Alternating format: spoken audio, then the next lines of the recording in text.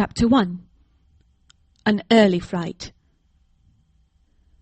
In Styria, we, though by no means magnificent people, inhabit a castle, or schloss. A small income in that part of the world goes a great way. 800 or 900 a year does wonders. Scantily enough, ours would have answered among wealthy people at home.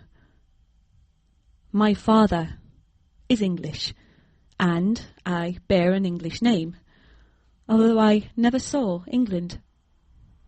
But here, in this lonely and primitive place, where everything is so marvellously cheap, I really don't see how ever so much more money would at all materially add to our comforts, or even luxuries.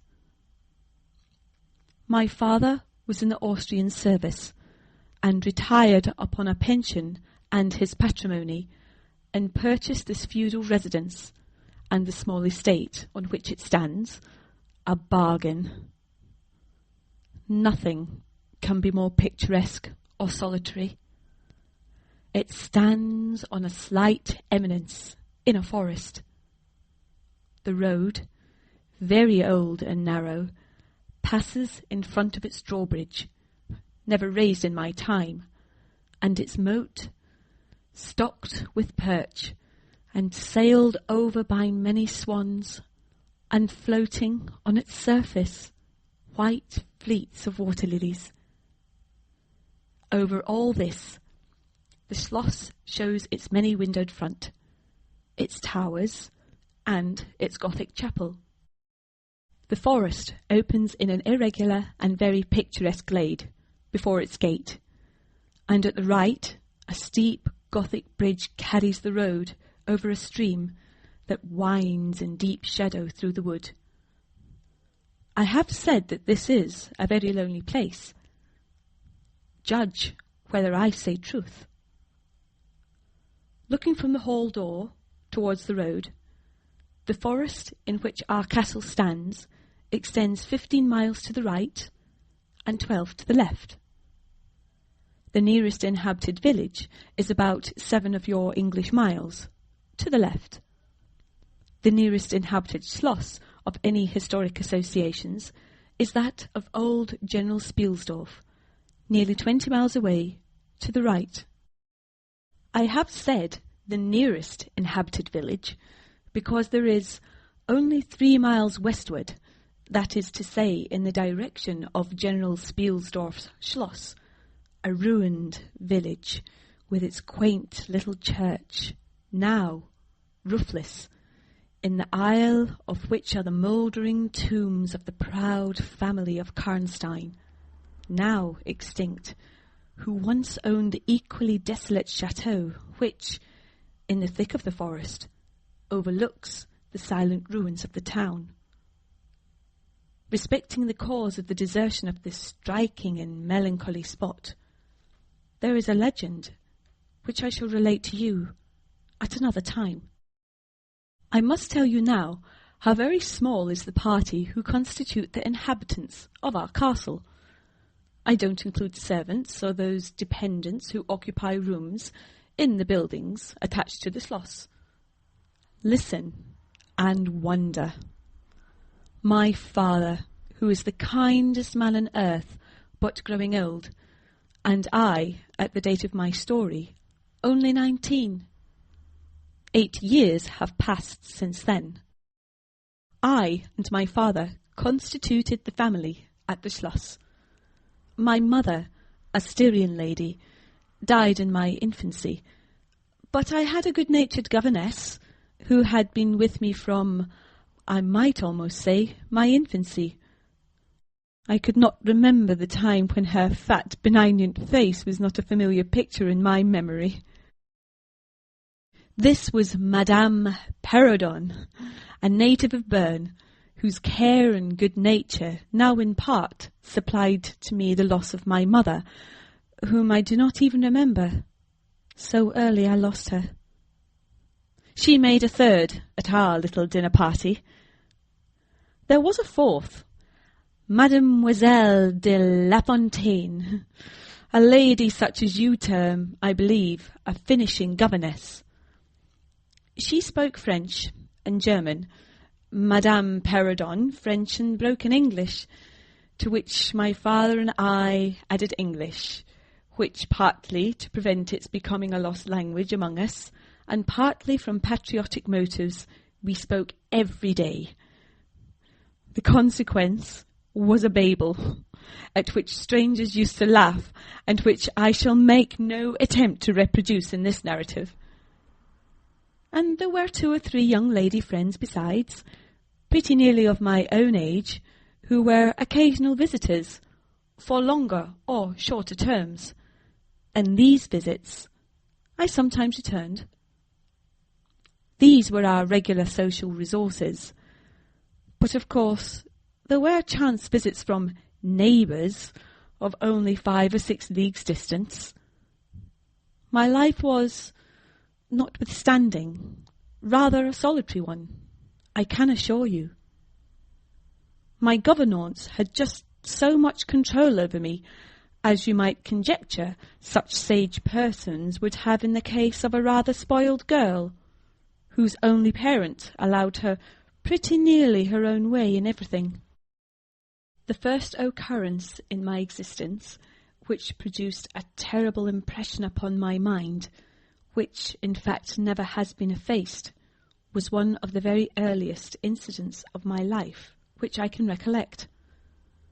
Some people will think it so trifling that it should not be recorded here. You will see, however, by and by, why I mention it.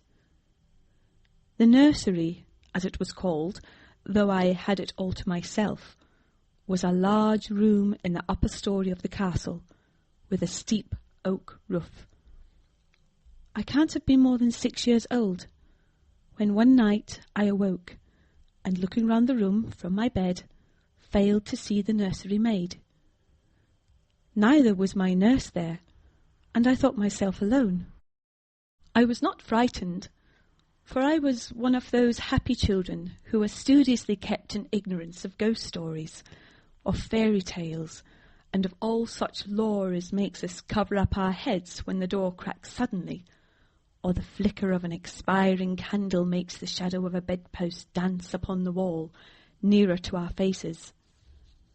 I was vexed and insulted at finding myself, as I conceived, neglected, and I began to whimper, preparatory to a hearty bout of roaring, when to my surprise I saw a solemn but very pretty face looking at me from the side of the bed. It was that of a young lady who was kneeling, with her hands under the coverlet. I looked at her with a kind of pleased wonder, and ceased whimpering. She caressed me with her hands, and lay down beside me on the bed, and drew me towards her, smiling. I felt immediately delightfully soothed, and fell asleep again. I was wakened by a sensation as if 2 needles ran into my breast very deep at the same moment, and I cried loudly. The lady started back, with her eyes fixed on me, and then slipped down upon the floor, and, as I thought, hid herself under the bed. I was now for the first time frightened, and I yelled with all my might and main. Nurse, nursery maid, housekeeper, all came running in, and hearing my story they made light of it, soothing me all they could meanwhile. But child as I was, I could perceive that their faces were pale with an unwonted look of anxiety, and I saw them look under the bed, and about the room, and peep under tables, and pluck open cupboards, and the housekeeper whispered to the nurse, "Lay your hand along that hollow in the bed. Someone did lie there, so sure as you did not. The place is still warm."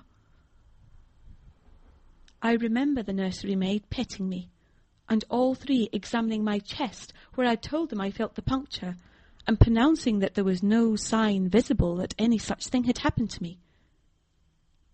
The housekeeper and the 2 other servants who were in charge of the nursery remained sitting up all night. And from that time, a servant always sat up in the nursery, until I was about 14. I was very nervous for a long time after this. A doctor was called in. He was pallid and elderly. How well I remember his long saturnine face, slightly pitted with smallpox, and his chestnut wig. For a good while, every second day, he came and gave me medicine, which of course I hated. The morning after I saw this apparition, I was in a state of terror, and could not bear to be left alone, daylight though it was for a moment. I remember my father coming up and standing at the bedside, and talking cheerfully, and asking the nurse a number of questions, and laughing very heartily at one of the answers, and patting me on the shoulder, and kissing me, and telling me not to be frightened, that it was nothing but a dream, and could not hurt me. But I was not comforted, for I knew the visit of the strange woman was not a dream, and I was awfully frightened. I was a little consoled by the nursery maid's assuring me that it was she who had come and looked at me and lain down beside me in the bed, and that I must have been half dreaming not to have known her face. But this, though supported by the nurse, did not quite satisfy me. I remembered in the course of that day a venerable old man in a black cassock coming into the room with the nurse and housekeeper and talking a little to them, and very kindly to me. His face was very sweet and gentle, and he told me they were going to pray, and joined my hands together, and desired me to say softly while they were praying, "Lord, hear all good prayers for us, for Jesus' sake." I think these were the very words, for I often repeated them to myself, and my nurse used for years to make me say them in my prayers. I remembered so well the thoughtful, sweet face of that white-haired old man in his black cassock, as he stood in that rude, lofty brown room with the clumsy furniture of a fashion 300 years old about him, and the scanty light entering its shadowy atmosphere through the small lattice. He kneeled, and the 3 women with him, and he prayed aloud with an earnest, quavering voice for what appeared to me a long time. I forget all my life preceding that event, and for some time after it was all obscure also. But the scenes I have just described stand out vivid as the isolated pictures of the phantasmagoria surrounded by darkness. Chapter 2. A Guest. I am now going to tell you something so strange that it will require all your faith in my veracity to believe my story. It is not only true, nevertheless, but truth of which I have been an eyewitness. It was a sweet summer evening, and my father asked me, as he sometimes did, to take a little ramble with him along that beautiful forest vista which I have mentioned as lying in front of the Schloss. "General Spielsdorf cannot come to see us so soon as I had hoped," said my father as we pursued our walk. He was to have paid us a visit of some weeks, and we had expected his arrival next day. He was to have brought with him a young lady, his niece and ward, Mademoiselle Rheinfeldt, whom I had never seen, but whom I had heard described as a very charming girl, and in whose society I had promised myself many happy days. I was more disappointed than a young lady living in a town or a bustling neighbourhood can possibly imagine. This visit and the new acquaintance it promised had furnished my daydream for weeks. "And how soon does he come?" I asked. "Not till autumn." "Not for 2 months, I dare say," he answered. "And I am very glad now, dear, that you never knew Mademoiselle Reinfeldt." "And why?" I asked, both mortified and curious. "Because the poor young lady is dead," he replied. "I quite forgot I had not told you, but you were not in the room when I received the General's letter this evening." I was very much shocked. General Spielsdorf had mentioned in his first letter 6 or 7 weeks before that she was not so well as he would wish her, but there was nothing to suggest the remotest suspicion of danger. "Here is the General's letter," he said, handing it to me. "I am afraid he is in great affliction. The letter appears to me to have been written very nearly in distraction." We sat down on a rude bench, under a group of magnificent lime trees. The sun was setting with all its melancholy splendour behind the sylvan horizon, and a stream that flows beside our home and passes under the steep-old bridge I have mentioned wound through many a group of noble trees, almost at our feet, reflecting in its current the fading crimson of the sky. General Spielsdorf's letter was so extraordinary, so vehement, and in some places so self-contradictory, that I read it twice over, the second time aloud to my father, and was still unable to account for it, except by supposing that grief had unsettled his mind. It said, "I have lost my darling daughter, for as such as I loved her. During the last days of dear Bertha's illness, I was not able to write to you. Before then, I had no idea of her danger. I have lost her, and now learn all too late. She died in the peace of innocence and in the glorious hope of a blessed futurity. The fiend who betrayed our infatuated hospitality has done it all. I thought I was receiving into my house innocence, gaiety, a charming companion for my lost Bertha. Heavens, what a fool have I been! I thank God my child died without a suspicion of the cause of her sufferings. She is gone without so much as conjecturing the nature of her illness and the accursed passion of the agent of all this misery. I devote my remaining days to tracking and extinguishing a monster. I am told I may hope to accomplish my righteous and merciful purpose. At present, there is scarcely a gleam of light to guide me. I curse my conceited incredulity, my despicable affectation of superiority, my blindness, my obstinacy, all too late. I cannot write or talk collectedly now. I am distracted. So soon as I shall have a little recovered, I mean to devote myself for a time to inquiry, which may possibly lead me as far as Vienna. Sometime in the autumn, 2 months hence or earlier if I live, I will see you, that is, if you permit me. I will then tell you all that I scarce dare put upon paper now. Farewell.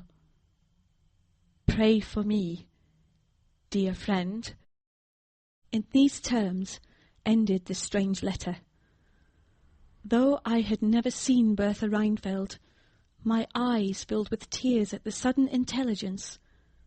I was startled, as well as profoundly disappointed. The sun had now set, and it was twilight by the time I had returned the General's letter to my father.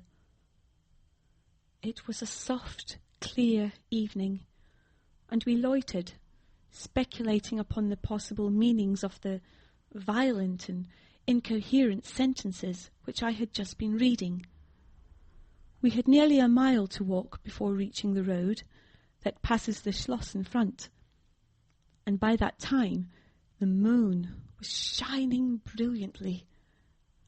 At the drawbridge we met Madame Perrodon and Mademoiselle de la Fontaine, who had come out without their bonnets to enjoy the exquisite moonlight. We heard their voices gabbling in animated dialogue as we approached. We joined them at the drawbridge and turned about to admire with them the beautiful scene. The glade through which we had just walked lay before us. At our left, the narrow road wound away under clumps of lordly trees, and was lost to sight amid the thickening forest. At the right, the same road crosses the steep and picturesque bridge, near which stands a ruined tower, which once guarded that pass, and beyond the bridge an abrupt eminence rises, covered with trees, and showing in the shadow some grey, ivy-clustered rocks. Over the sward and low grounds of a thin film of mist was stealing like smoke, marking the distances with a transparent veil, and here and there we could see the river faintly flashing in the moonlight. No softer, sweeter scene could be imagined. The news I had just heard made it melancholy, but nothing could disturb its character of profound serenity and the enchanted glory and vagueness of the prospect. My father, who enjoyed the picturesque, and I, stood looking in silence over the expanse beneath us. The two good governesses, standing a little way behind us, discoursed upon the scene and were eloquent upon the moon.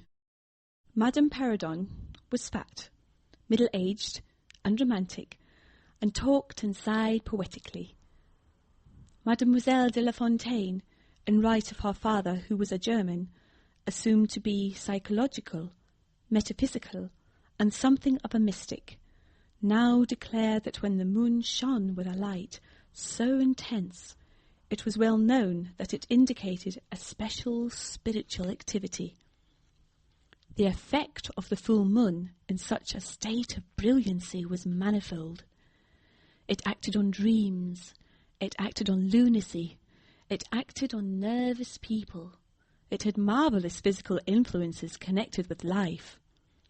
Mademoiselle related that her cousin, who was mate of a merchant ship, having taken a nap on deck on such a night, lying on his back, with his face full in the light of the moon, had wakened after a dream of an old woman clawing him by the cheek, with his features horribly drawn to one side, and his countenance had never quite recovered its equilibrium.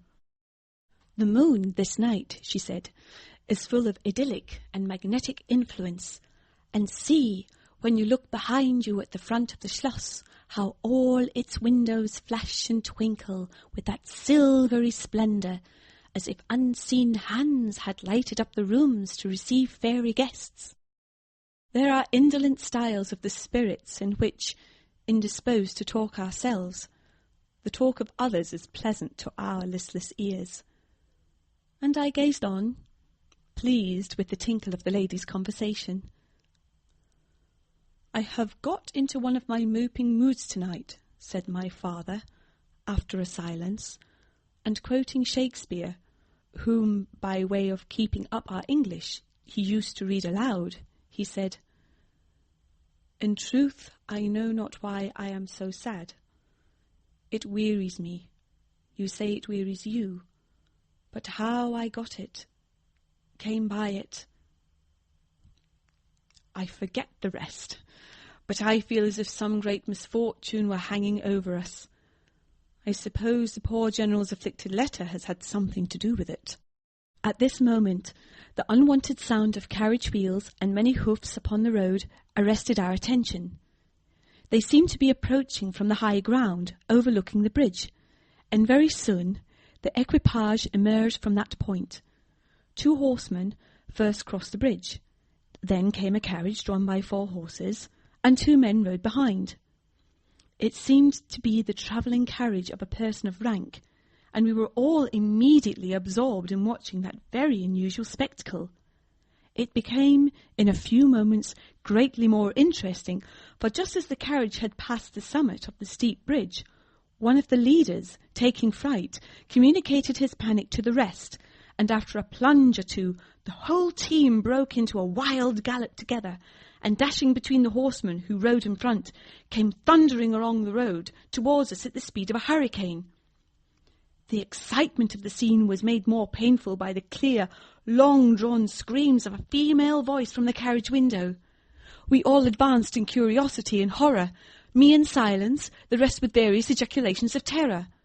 Our suspense did not last long. Just before you reach the castle drawbridge, on the route where they were coming, there stands by the roadside a magnificent lime tree. On the other stands an ancient stone cross, at sight of which the horses, now going at a pace that was perfectly frightful, swerved so as to bring the wheel over the projecting roots of the tree. I knew what was coming. I covered my eyes, unable to see it out, and turned my head away. At the same moment I heard a cry from my lady friends who had gone on a little. Curiosity opened my eyes, and I saw a scene of utter confusion. 2 of the horses were on the ground. The carriage lay upon its side, with 2 wheels in the air. The men were busy removing the traces, and a lady with a commanding air and figure had got out, and stood with clasped hands, raising the handkerchief that was in them every now and then to her eyes. Through the carriage door was now lifted a young lady, who appeared to be lifeless. My dear old father was already beside the elder lady, with his hat in his hand, evidently tendering his aid and the resources of his schloss. The lady did not appear to hear him, or to have eyes for anything but the slender girl who was being placed against the slope of the bank. I approached. The young lady was apparently stunned, but she was certainly not dead. My father, who piqued himself on being something of a physician, had just had his fingers on her wrist and assured the lady, who declared herself her mother, that her pulse, though faint and irregular, was undoubtedly still distinguishable. The lady clasped her hands and looked upward, as if in a momentary transport of gratitude. But immediately she broke out again in that theatrical way which is, I believe, natural to some people. She was what is called a fine-looking woman for her time of life, and must have been handsome. She was tall, but not thin, and dressed in black velvet, and looked rather pale, but with a proud and commanding countenance, though now agitated strangely. "Who was ever being so born to calamity?" I heard her say with clasped hands as I came up. "Here am I, on a journey of life and death, in prosecuting which to lose an hour is possibly to lose all. My child will not have recovered sufficiently to resume her route, for who can say how long? I must leave her. I dare not delay. How far on, sir, can you tell, is the nearest village? I must leave her there, and shall not see my darling or even hear of her till my return 3 months hence." I plucked my father by the coat and whispered earnestly in his ear, "Oh, Papa, pray ask her to let her stay with us. It would be so delightful. Do, pray." "If Madame will entrust her child to the care of my daughter, and of her good governante, Madame Paradon, and permit her to remain as our guest under my charge until her return, it will confer a distinction and an obligation upon us, and we shall treat her with all the care and devotion which so sacred a trust deserves." "I cannot do that, sir. It would be to task your kindness and chivalry too cruelly," said the lady distractedly.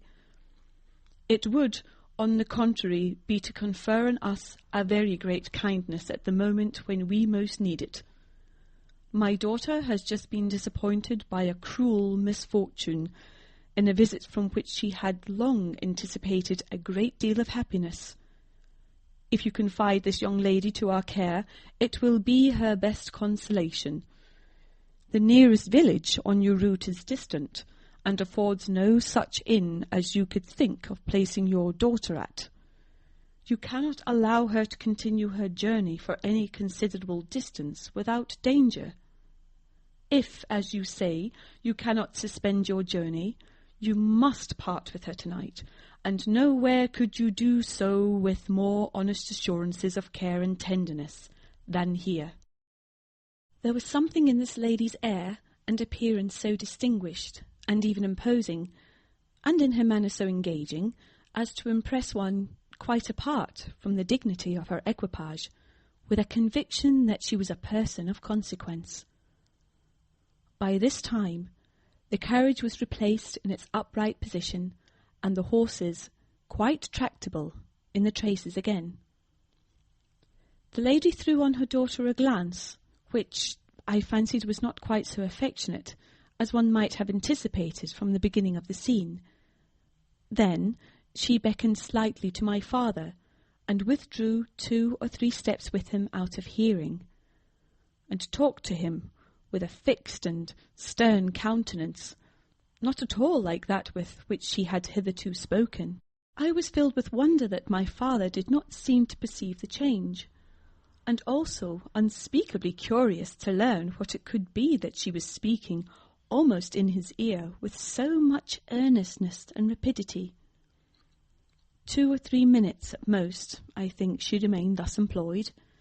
Then she turned, and a few steps brought her to where her daughter lay, supported by Madame Perrodon.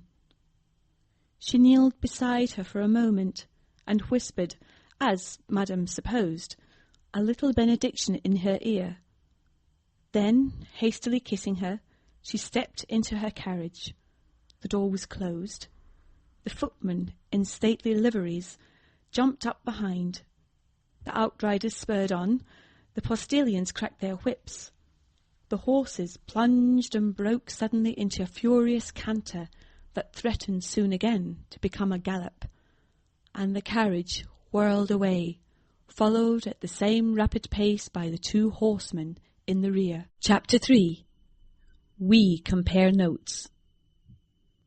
We followed the cortege with our eyes until it was swiftly lost to sight in the misty wood, and the very sound of the hoofs and the wheels died away in the silent night air. Nothing remained to assure us that the adventure had not been an illusion of a moment but the young lady, who just at that moment opened her eyes. I could not see, for her face was turned from me, but she raised her head, evidently looking about her, and I heard a very sweet voice ask complainingly, "Where is Mamma?" Our good Madame Perrodon answered tenderly, and added some comfortable assurances. I then heard her ask, "Where am I? What is this place?" And after that she said, "I don't see the carriage. And Matska, where is she?"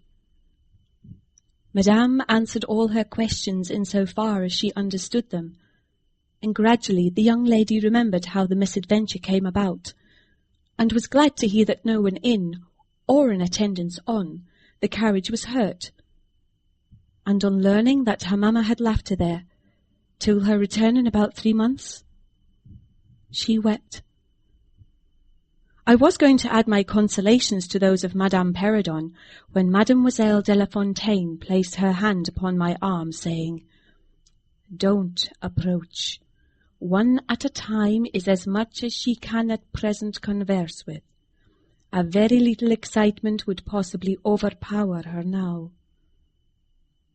As soon as she is comfortably in bed, I thought, I will run up to her room and see her. My father, in the meantime, had sent a servant on horseback for the physician, who lived about 2 leagues away, and a bedroom was being prepared for the young lady's reception. The stranger now rose, and leaning on Madame's arm, walked slowly over the drawbridge and into the castle gate. In the hall, servants waited to receive her, and she was conducted forthwith to her room. The room we usually sat in, as our drawing-room, is long, having 4 windows, that looked over the moat and drawbridge, upon the forest scene I have just described. It is furnished in old carved oak, with large carved cabinets, and the chairs are cushioned with crimson Utrecht velvet.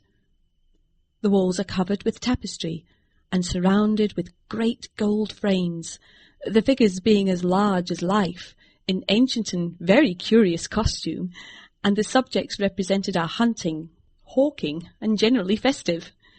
It is not too stately to be extremely comfortable, and here we had our tea, for with his usual patriotic leanings he insisted that the national beverage should make its appearance regularly with our coffee and chocolate. We sat here this night, and with candles lighted, were talking over the adventure of the evening. Madame Paradon and Mademoiselle de la Fontaine were both of our party. The young stranger had hardly lain down in her bed when she sank into a deep sleep, and those ladies had left her in the care of a servant. "How do you like our guest?" I asked as soon as Madame entered. "Tell me all about her." "I like her extremely," answered Madame. "She is, I almost think, the prettiest creature I ever saw, about your age and so gentle and nice. She is absolutely beautiful," threw in Mademoiselle, who had peeped for a moment into the stranger's room. "And such a sweet voice," added Madame Paradon.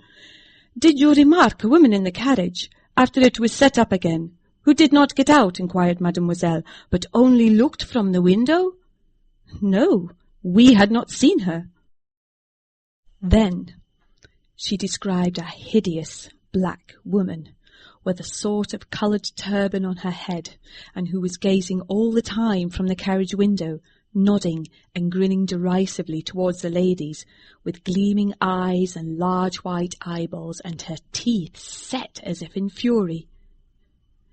"Did you remark what an ill-looking pack of men the servants were?" asked Madame. "Yes," said my father, who had just come in. "Ugly, hang-dog-looking fellows if I ever beheld in my life.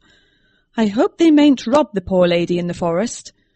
They are clever rogues, however. They got everything to rights in a minute." "I dare say they are worn out with too long travelling," said Madame. "Besides looking wicked, their faces were so strangely lean and dark and sullen. I am very curious, I own, but I dare say the young lady will tell you all about it tomorrow, if she is sufficiently recovered." "I don't think she will," said my father, with a mysterious smile and a little nod of his head, as if he knew more about it than he cared to tell us. This made us all the more inquisitive as to what had passed between him and the lady in the black velvet, in the brief but earnest interview that had immediately preceded her departure. We were scarcely alone when I entreated him to tell me. He did not need much pressing. "There is no particular reason why I should not tell you. She expressed a reluctance to trouble us with the care of her daughter, saying she was in delicate health and nervous, but not subject to any kind of seizure, she volunteered that, nor to any illusion, being, in fact, perfectly sane." "How very odd to say all that," I interpolated. "It was so unnecessary." "At all events, it was said," he laughed. "And as you wish to know all that passed, which was indeed very little, I'll tell you. She then said, 'I am making a long journey of vital importance.' She emphasized the word, rapid and secret. 'I shall return for my child in 3 months. In the meantime, she will be silent as to who we are, whence we come, and whether we are travelling.' That is all she said. She spoke very pure French, When she said the word secret, she paused for a few seconds, looking sternly, her eyes fixed on mine. I fancy she makes a great point of that. You saw how quickly she was gone. I hope I have not done a very foolish thing in taking charge of the young lady. For my part, I was delighted. I was longing to see and talk to her, and only waiting till the doctor should give me leave. You, who live in towns, can have no idea how great an event the introduction of a new friend is, and such a solitude has surrounded us. The doctor did not arrive till nearly 1 o'clock, but I could no more have gone to my bed and slept than I could have overtaken on foot the carriage in which the princess in black velvet had driven away. When the physician came down to the drawing-room, it was to report very favourably on his patient. She was now sitting up, her pulse quite regular, apparently perfectly well. She had sustained no injury, and the little shock to her nerves had passed away quite harmlessly. There could be no harm certainly in my seeing her, if we both wished it, and with this permission I sent forthwith to know whether she would allow me to visit her for a few minutes in her room. The servant returned immediately to say that she desired nothing more. You may be sure I was not long in availing myself of this permission. Our visitor lay in one of the handsomest rooms in the Schloss. It was, perhaps, a little stately. There was a sombre piece of tapestry opposite the foot of the bed, representing Cleopatra with her asps to her bosom, and other solemn classic scenes were displayed, a little faded, upon the other walls. But there was gold carving, and rich and varied colour enough in the other decorations of the room to more than redeem the gloom of the old tapestry. There were candles at the bedside. She was sitting up, her slender pretty figure enveloped in a soft silk dressing-gown, embroidered with flowers and lined with thick quilted silk, which her mother had thrown over her feet as she lay upon the ground. What was it that, as I reached the bedside and had just begun my little greeting, struck me dumb in a moment, and made me recoil a step or two from before her? I will tell you. I saw the very face which had visited me in my childhood at night, which remained so fixed in my memory, on which I had for so many years so often ruminated with horror when no one suspected of what I was thinking. It was pretty, even beautiful, and when I first beheld it, wore the same melancholy expression. But this almost instantly lighted into a strange, fixed smile of recognition. There was a silence of fully a minute, and then at length she spoke. I could not. "How wonderful!" she exclaimed. 12 years ago I saw your face in a dream, and it has haunted me ever since." "Wonderful indeed," I repeated, overcoming with an effort the horror that had for a time suspended my utterances. 12 years ago, in vision or reality, I certainly saw you. I could not forget your face. It has remained before my eyes ever since." Her smile had softened. Whatever I had fancied strange in it was gone, and it and her dimpling cheeks were now delightfully pretty and intelligent. I felt reassured, and continued more in the vein which hospitality indicated to bid her welcome, and to tell her how much pleasure her accidental arrival had given us all, and especially what a happiness it was to me. I took her hand as I spoke. I was a little shy, as lonely people are, but the situation made me eloquent and even bold. She pressed my hand. She laid hers upon it, and her eyes glowed as, looking hastily into mine, she smiled again and blushed. She answered my welcome very prettily. I sat down beside her, still wondering, and she said, I must tell you my vision about you. It is so very strange that you and I should have had each of the other so vivid a dream, that each should have seen I you, and you me, looking as we do now, when of course we were both mere children. I was a child, about 6 years old, and I awoke from a confused and troubled dream, and found myself in a room, unlike my nursery, wainscoted clumsily in some dark wood, and with cupboards and bedsteads and chairs and benches placed about it. The beds were, I thought, all empty, and the room itself without anyone but myself in it. And I, after looking about me for some time and admiring especially an iron candlestick with 2 branches, which I should certainly know again, crept under one of the beds to reach the window. But as I got from under the bed, I heard someone crying, and looking up while I was still upon my knees, I saw you, most assuredly you, as I see you now, a beautiful young lady with golden hair and large blue eyes and lips. Your lips, you as you are here. Your looks won me. I climbed on the bed and put my arms about you, and I think we both fell asleep. I was aroused by a scream. You were sitting up, screaming. I was frightened, and I slipped down upon the ground, and it seemed to me lost consciousness for a moment, and when I came to myself, I was again in my nursery at home. Your face I have never forgotten since. I could not be misled by mere resemblance. You are the lady whom I saw then. It was now my turn to relate my corresponding vision, which I did to the undisguised wonder of my new acquaintance. I don't know which should be most afraid of the other, she said again, smiling. If you were less pretty, I think I should be very much afraid of you. But being as you are, and you and I both so young, I feel only that I have made your acquaintance 12 years ago, and have already a right to your intimacy. At all events, it does seem as if we were destined from our earliest childhood to be friends. I wonder whether you feel as strangely drawn towards me as I do to you. I have never had a friend.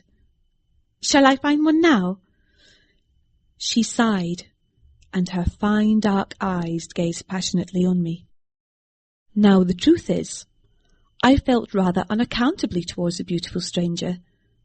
I did feel, as she said, drawn towards her, but there was also something of repulsion.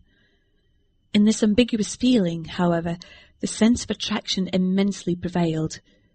She interested me, and won me. She was so beautiful and so indescribably engaging. I perceived now something of languor and exhaustion stealing over her, and hastened to bid her good night. The doctor thinks, I added, that you ought to have a maid to sit up with you tonight.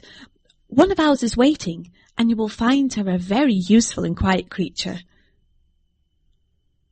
How kind of you, but I could not sleep. I never could with an attendant in my room. I shan't require any assistance. Shall I confess my weakness? I am haunted with the terror of robbers. Our house was robbed once and 2 servants murdered, so I always lock my door. It has become a habit. And you look so kind. I know you will forgive me. I see there is a key in the lock. She held me close in her pretty arms for a moment and whispered in my ear, "Good night, darling. It is very hard to part with you, but good night. Tomorrow, but not early, I shall see you again."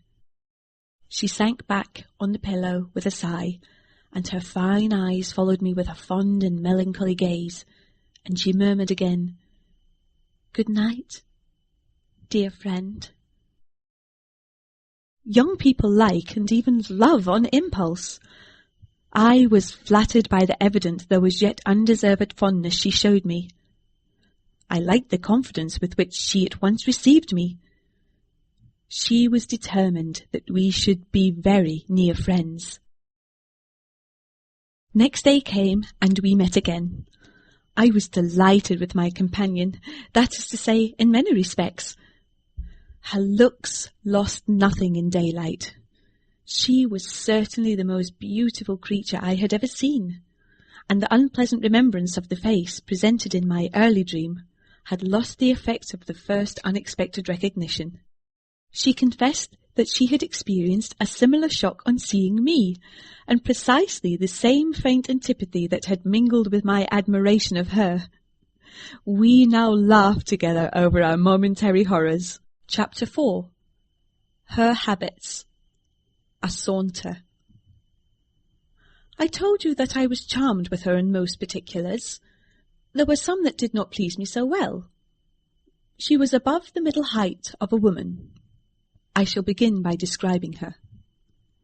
She was slender and wonderfully graceful, except that her movements were languid, very languid indeed. There was nothing in her appearance to indicate an invalid. Her complexion was rich and brilliant. Her features were small and beautifully formed. Her eyes, large, dark and lustrous. Her hair was quite wonderful.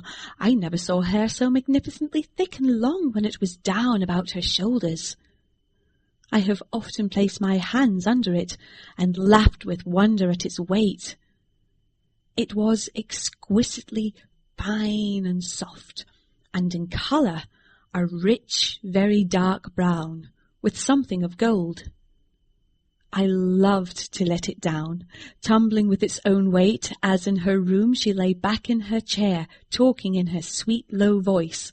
I used to fold and braid it, and spread it out and play with it. Heavens, if I had but known all! I said there were particulars which did not please me. I have told you that her confidence won me the first night I saw her, but I found that she exercised with respect to herself, her mother, her history, everything in fact connected with her life, plans and people, an ever-wakeful reserve. I dare say I was unreasonable. Perhaps I was wrong.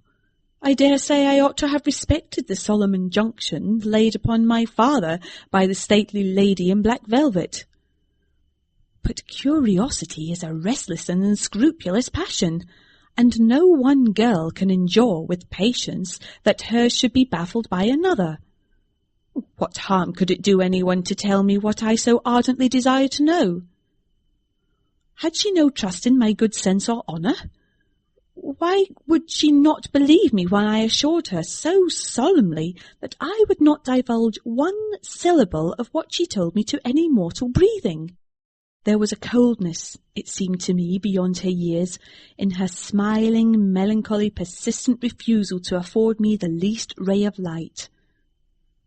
I cannot say we quarrelled upon this point, for she would not quarrel upon any. It was, of course, very unfair of me to press her, very ill-bred, but I really could not help it, and I might just as well have let it alone. What she did tell me amounted, in my unconscionable estimation, to nothing. It was all summed up in 3 very vague disclosures. First, her name was Carmilla. Second, her family was very ancient and noble. Third, her home lay in the direction of the west. She would not tell me the name of her family, nor their armorial bearings, nor the name of their estate, nor even that of the country they lived in. You are not to suppose that I worried her incessantly on these subjects. I watched opportunity, and rather insinuated than urged my inquiries. Once or twice, indeed, I did attack her more directly, but no matter what my tactics, utter failure was invariably the result. Reproaches and caresses were all lost upon her. But I must add this, that her evasion was conducted with so pretty a melancholy and deprecation, with so many and even passionate declarations of her liking for me, and trust in my honour, and with so many promises that I should at last know all, that I could not find it in my heart long to be offended with her. She used to place her pretty arms about my neck, draw me to her, and laying her cheek on mine, murmur with her lips near my ear, "Dearest, your little heart is wounded.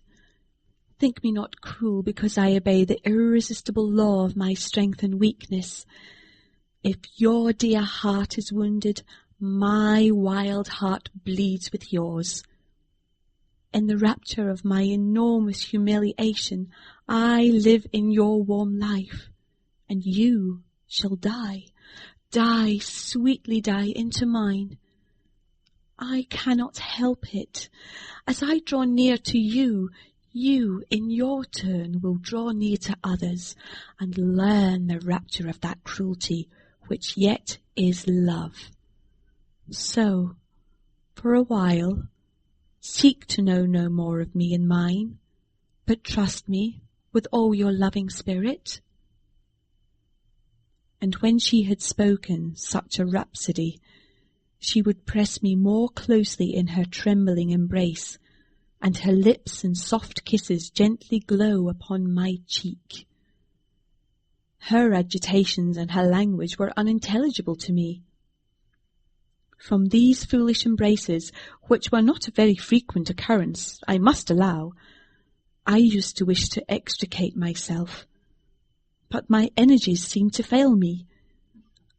Her murmured words sounded like a lullaby in my ear, and soothed my resistance into a trance from which I only seemed to recover myself when she withdrew her arms. In these mysterious moods, I did not like her. I experienced a strange, tumultuous excitement that was pleasurable ever and anon, mingled with a vague sense of fear and disgust. I had no distinct thoughts about her while such scenes lasted, but I was conscious of a love growing into adoration, and also of abhorrence. This I know is paradox, but I can make no other attempt to explain the feeling. I now write, after an interval of more than 10 years, with a trembling hand, with a confused and horrible recollection of certain occurrences and situations in the ordeal through which I was unconsciously passing, though with a vivid and very sharp remembrance of the main current of my story.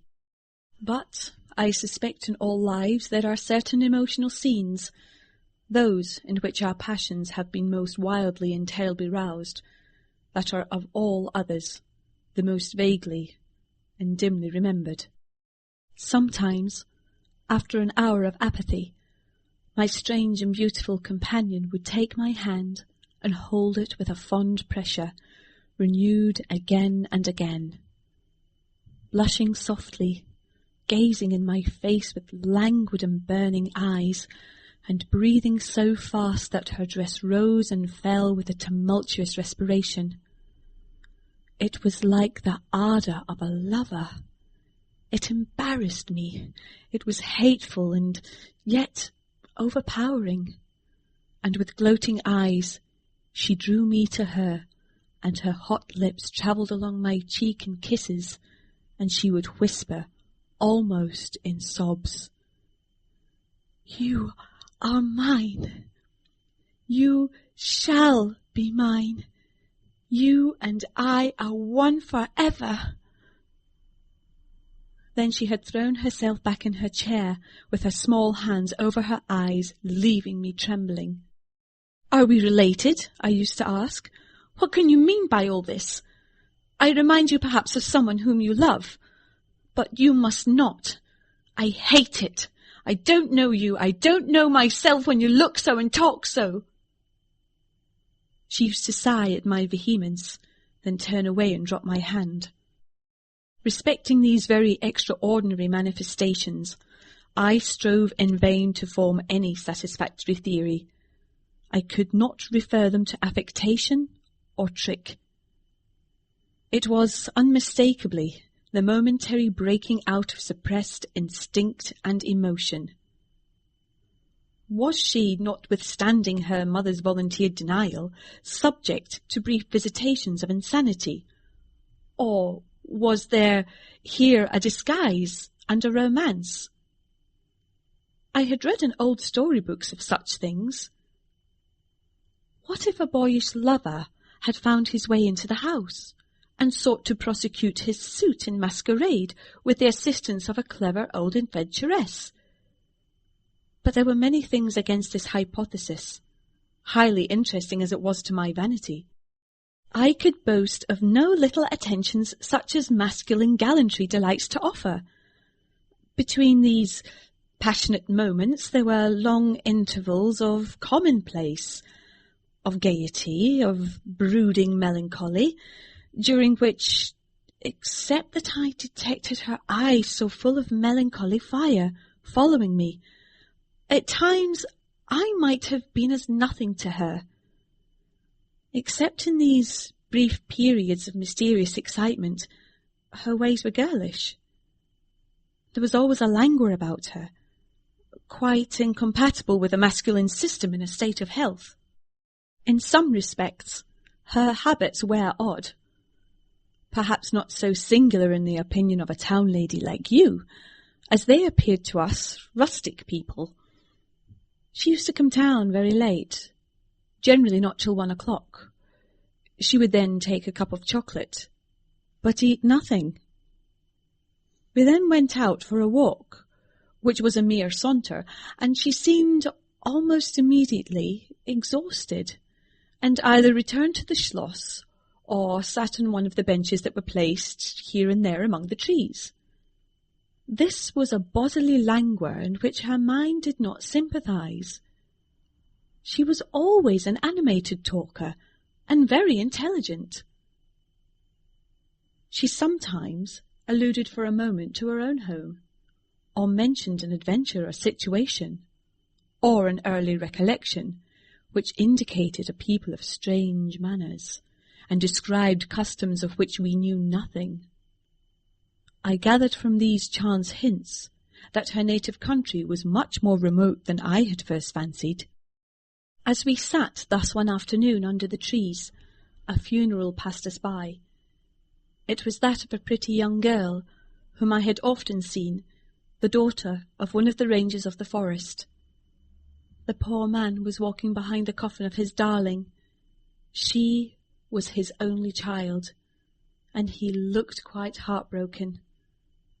Peasants, walking 2 and 2, came behind.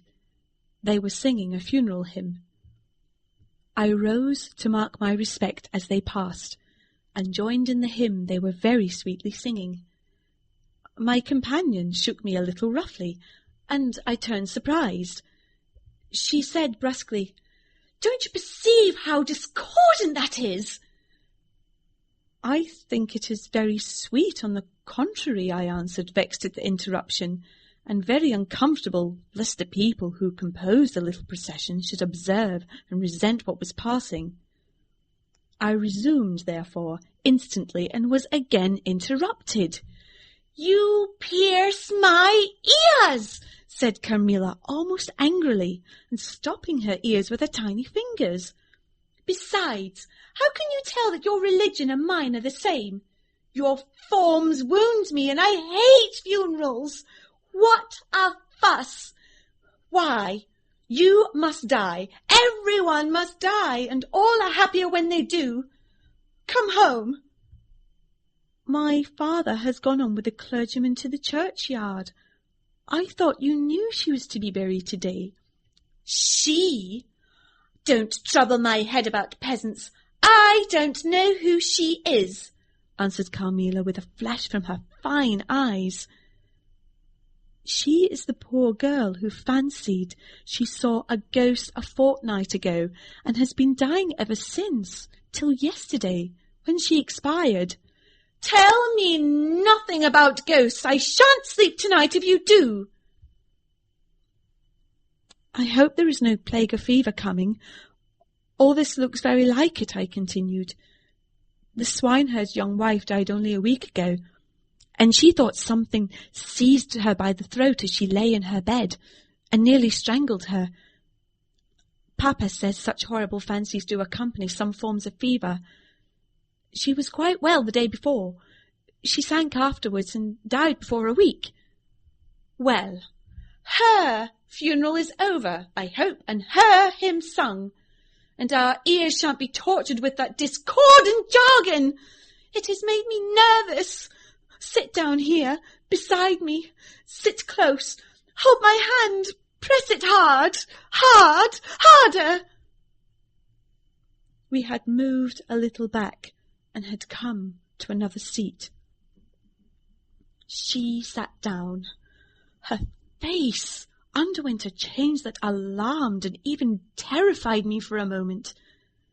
It darkened and became horribly livid. Her teeth and hands were clenched, and she frowned and compressed her lips, while she stared down upon the ground at her feet and trembled all over with a continued shudder as irrepressible as ague.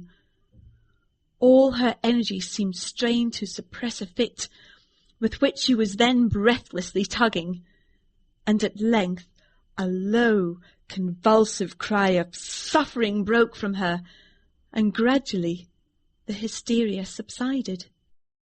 "There! That comes of strangling people with hymns," she said at last. Hold me still. It is passing away." And so, gradually, it did. And perhaps to dissipate the sombre impression which the spectacle had left upon me, she became unusually animated and chatty, and so we got home. This was the first time I had seen her exhibit any definable symptoms of that delicacy of health which her mother had spoken of. It was the first time also I had seen her exhibit anything like temper. Both passed away like a summer cloud, and never but once afterwards did I witness on her part a momentary sign of anger. I will tell you how it happened. She and I were looking out of one of the long drawing-room windows when there entered the courtyard over the drawbridge a figure of a wanderer whom I knew very well. He used to visit the Schloss generally twice a year. It was the figure of a hunchback, with the sharp, lean features that generally accompany deformity. He wore a pointed black beard, and he was smiling from ear to ear, showing his white fangs. He was dressed in buff, black and scarlet, and crossed with more straps and belts than I could count, from which hung all manner of things. Behind, he carried a magic lantern and 2 boxes, which I well knew, in one of which was a salamander, and in the other a mandrake. These monsters used to make my father laugh. They were compounded of parts of monkeys, parrots, squirrels, fish and hedgehogs, dried and stitched together with great neatness and startling effect. He had a fiddle, a box of conjuring apparatus, a pair of foils and masks attached to his belt, several other mysterious cases dangling about him, and a black staff with copper ferrules in his hand. His companion was a rough spare dog that followed at his heels, but stopped short suspiciously at the drawbridge, and in a little while began to howl dismally. In the meantime, the mountebank, standing in the midst of the courtyard, raised his grotesque hat and made us a very ceremonious bow, paying his compliments very volubly in execrable French and German not much better. Then, disengaging his fiddle, he began to scrape a lively air to which he sang with a merry discord, dancing with ludicrous airs and activity that made me laugh, in spite of the dog's howling.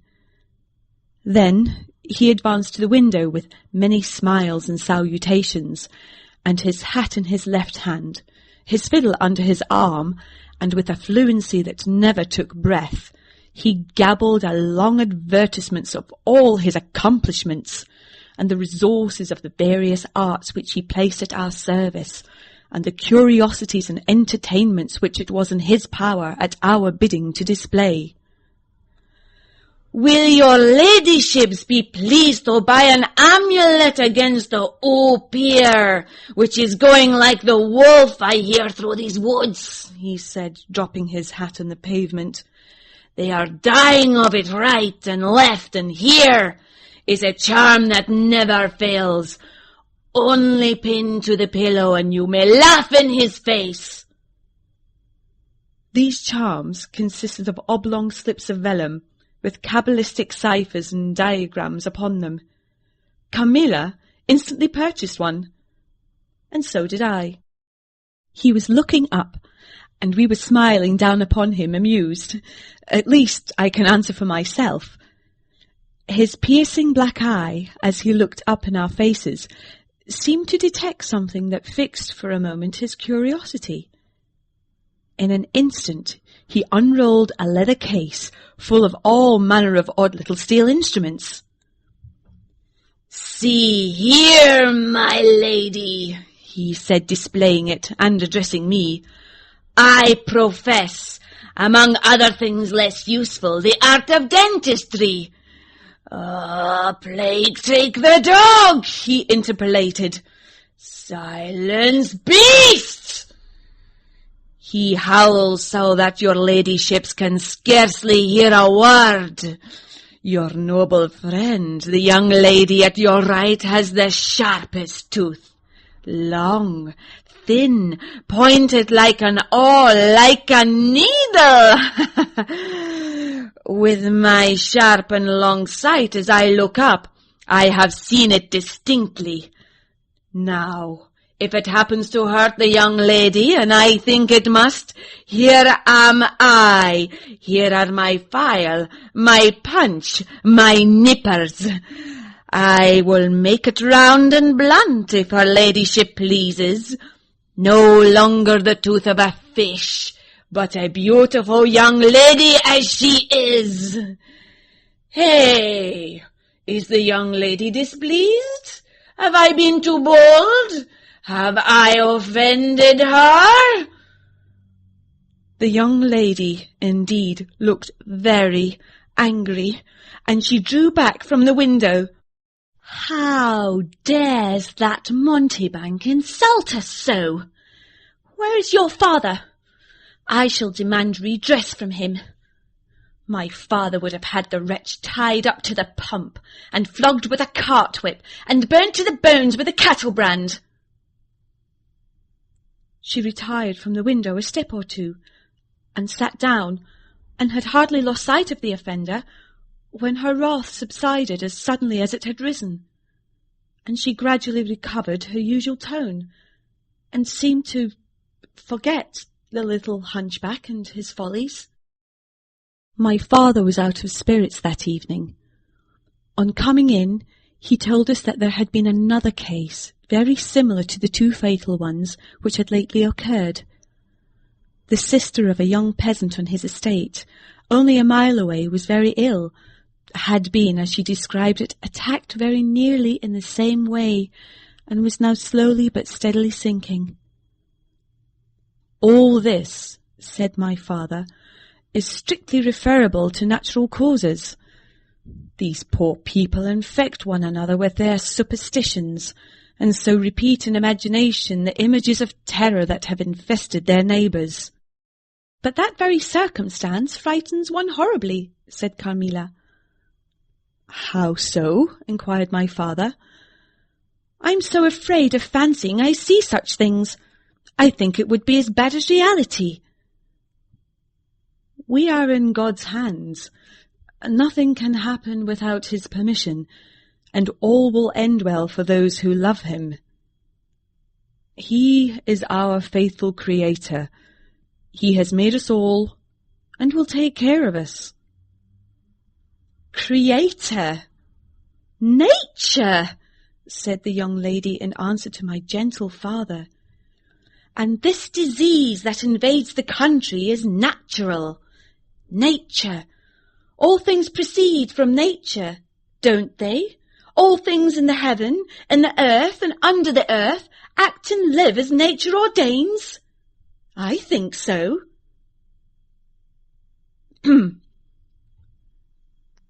doctor said he would come here today, said my father after a silence. I want to know what he thinks about it, and what he thinks we had better do.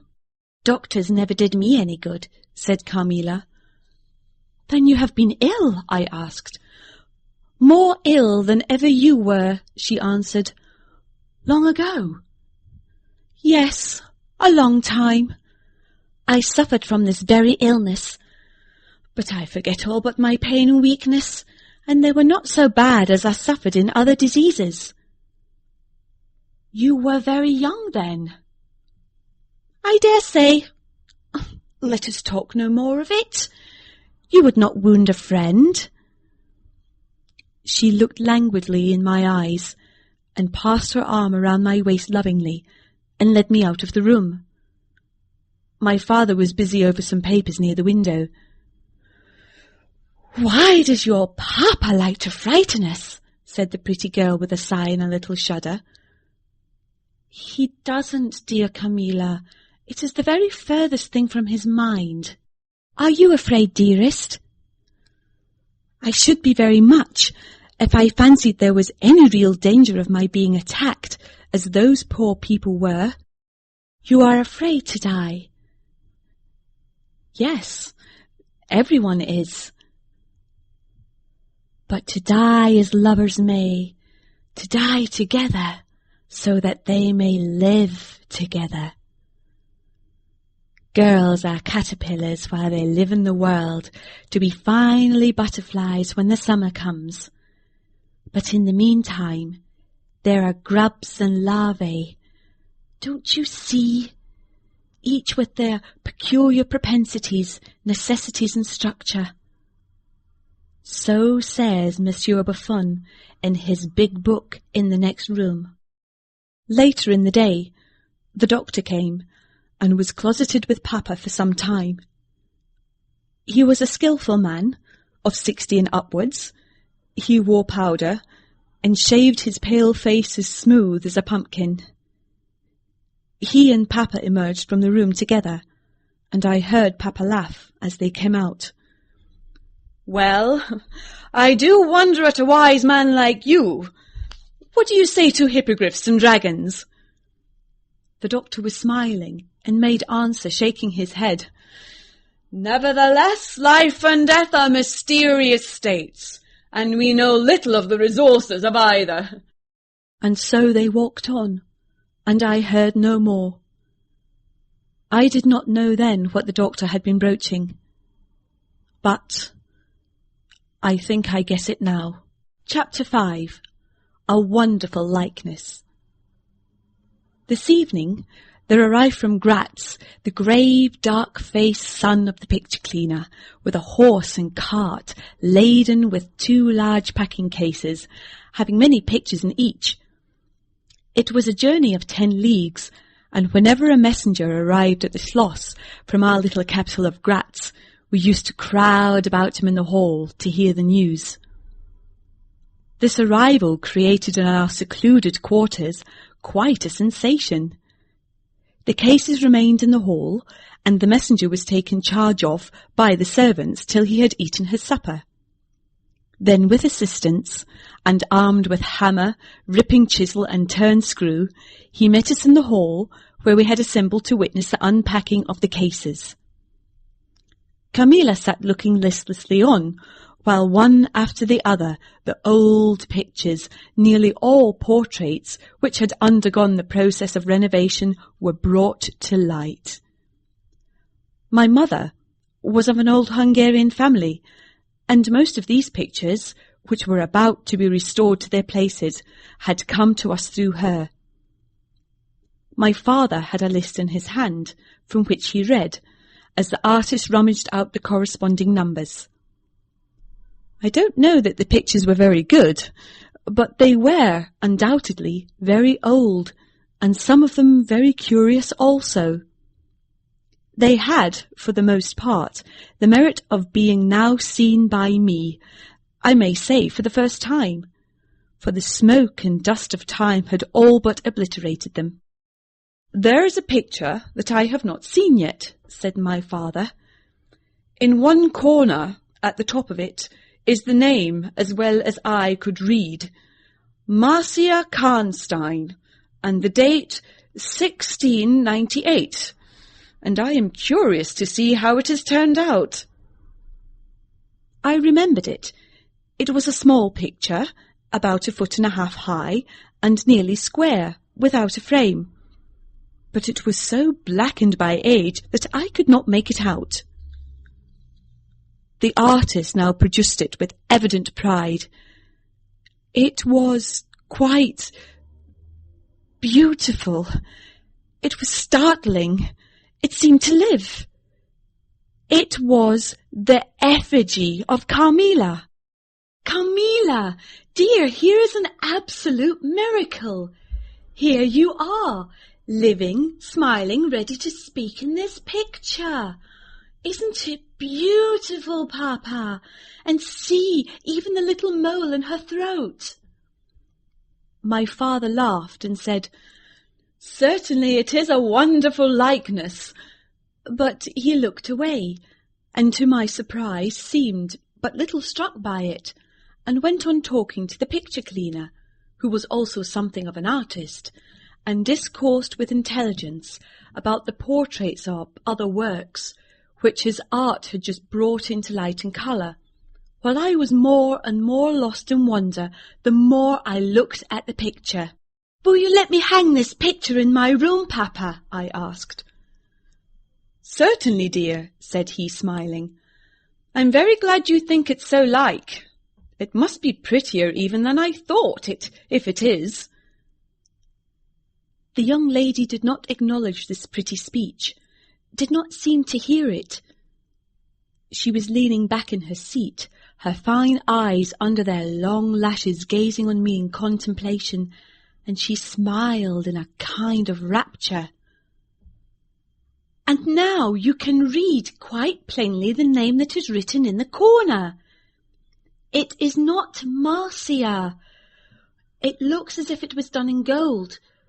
The name is Mia Carla, Countess Karnstein, and this is a little coronet over and underneath, AD 1698.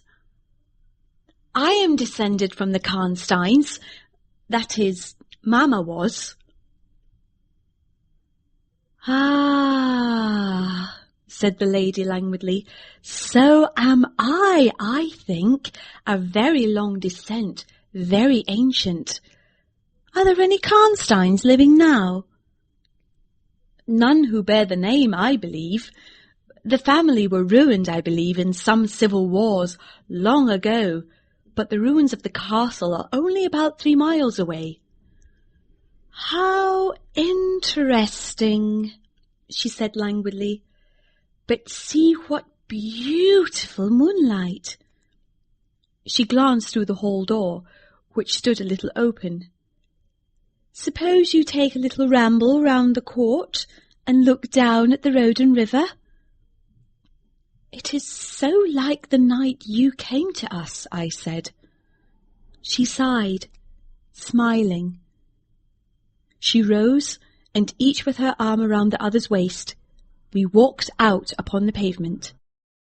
In silence, slowly we walked down to the drawbridge, where the beautiful landscape opened before us. "And so, you were thinking of the night I came here?" she almost whispered. "Are you glad I came?" "Delighted, dear Carmilla," I answered. "And you asked for the picture you think like me, to hang in your room?" she murmured with a sigh, as she drew her arm closer about my waist and let her pretty head sink upon my shoulder. "How romantic you are, Carmilla," I said. "Whenever you tell me your story, it will be made up chiefly of some one great romance. I am sure, Carmilla, you have been in love, that there is, at this moment, an affair of the heart going on. I have been in love with no one, and never shall, she whispered, unless it should be with you. How beautiful she looked in the moonlight. Shy and strange was the look with which she quickly hid her face in my neck and hair, with tumultuous sighs that seemed almost to sob, and pressed in mine a hand that trembled. Her soft cheek was glowing against mine. "Darling, darling," she murmured, "I live in you, and you would die for me. I love you so." I started from her.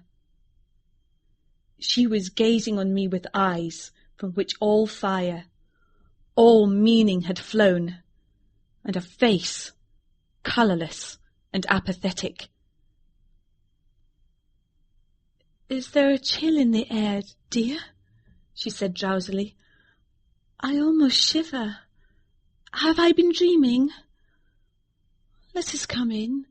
Come in." "You look ill, Carmilla. A little faint. You certainly must take some wine," I said. "Yes, I will. I'm better now. I shall be quite well in a few minutes. Yes, do give me a little wine," answered Carmilla, as we approached the door. "Let us look again for a moment. It is the last time, perhaps, I shall see the moonlight with you." "How do you feel now, dear Carmilla? Are you really better?" I asked. I was beginning to take alarm, lest she should have been stricken with the strange epidemic that they said had invaded the country about us.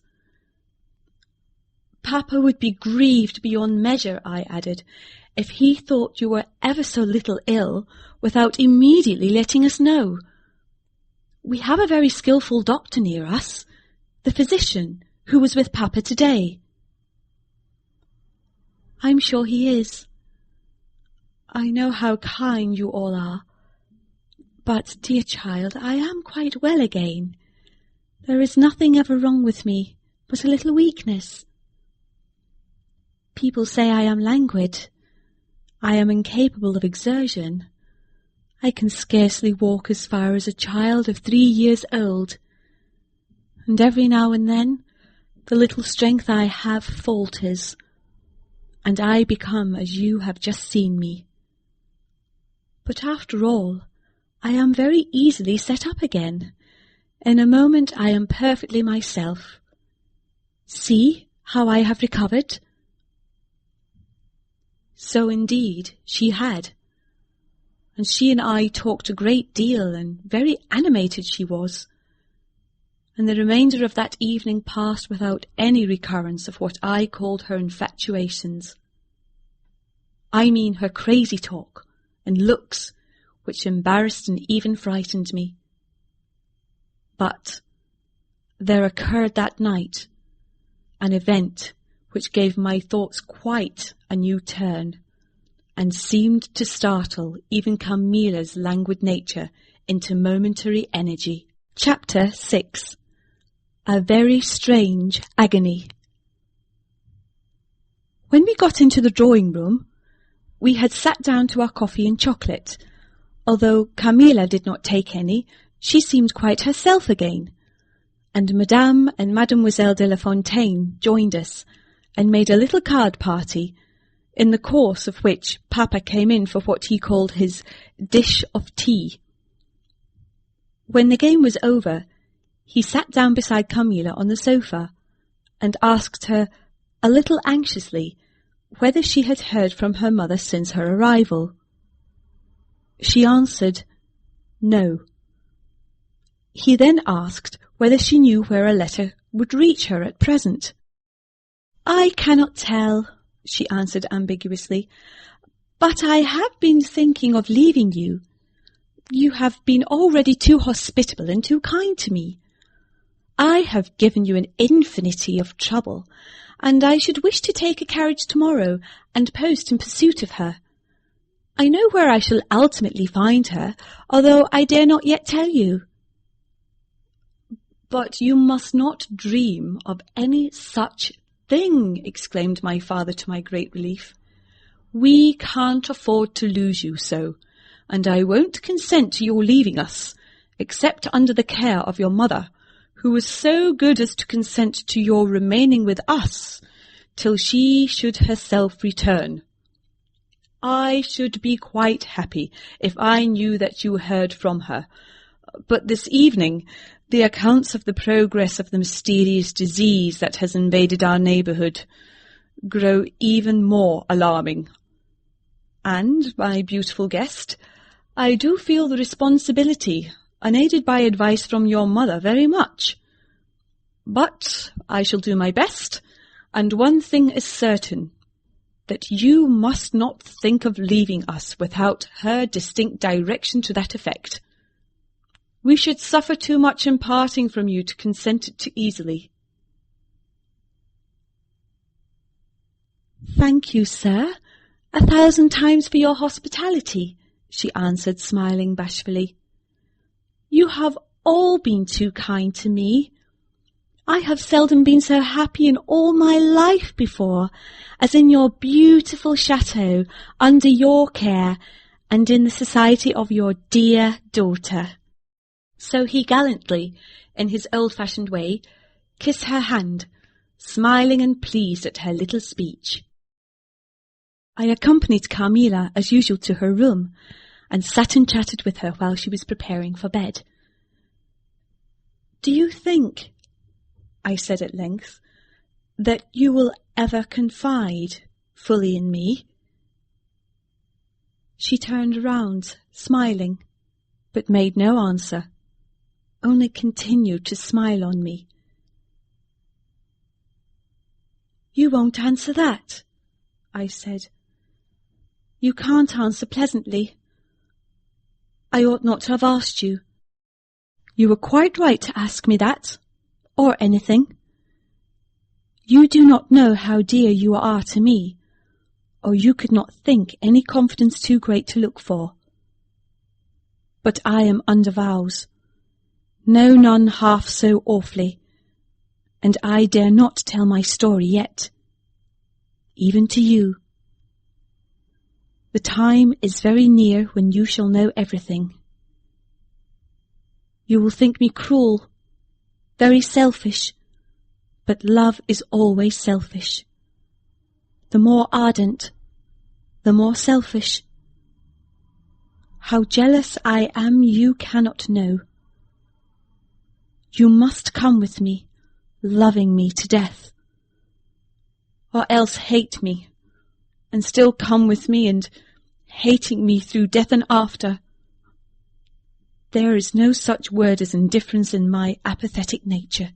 Now, Carmilla, you are going to talk your wild nonsense again, I said hastily. Not I, silly little fool as I am, and full of whims and fancies. For your sake, I'll talk like a sage. Were you ever at a ball? No. How you do run on! What is it like? How charming it must be! I almost forget. It is years ago. I laughed. You are not so old. Your first ball can hardly be forgotten yet. I remember everything about it, with an effort. I see it all, as divers see what is going on above them, through a medium, dense, rippling, but transparent. There occurred that night what has confused the picture, and made its colours faint. I was all but assassinated in my bed, wounded here. She touched her breast. and never was the same since. Were you near dying? Yes, very. A cruel love, strange love, that would have taken my life. Love will have its sacrifices. No sacrifice without blood. Let us go to sleep now. I feel so lazy. How can I get up just now and lock my door? She was lying with her tiny hands buried in her rich wavy hair under her cheek, her little head upon the pillow, and her glittering eyes followed me wherever I moved, with a kind of shy smile that I could not decipher. I bid her good night and crept from the room with an uncomfortable sensation.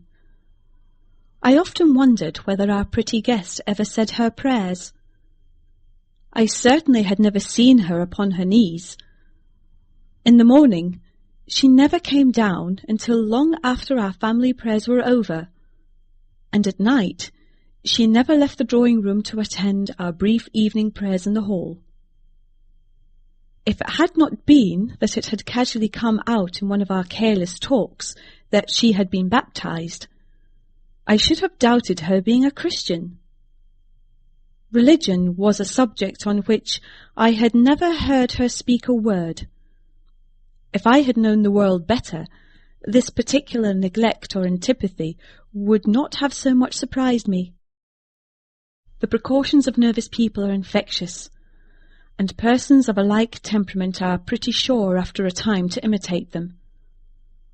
I had adopted Carmilla's habit of locking her bedroom door, having taken into my head all her whimsical alarms about midnight invaders and prowling assassins. I had also adopted her precaution of making a brief search through her room, to satisfy herself that no lurking assassin or robber was ensconced. These wise measures taken, I got into my bed and fell asleep. A light was burning in my room. This was an old habit of very early date, and which nothing could have tempted me to dispense with.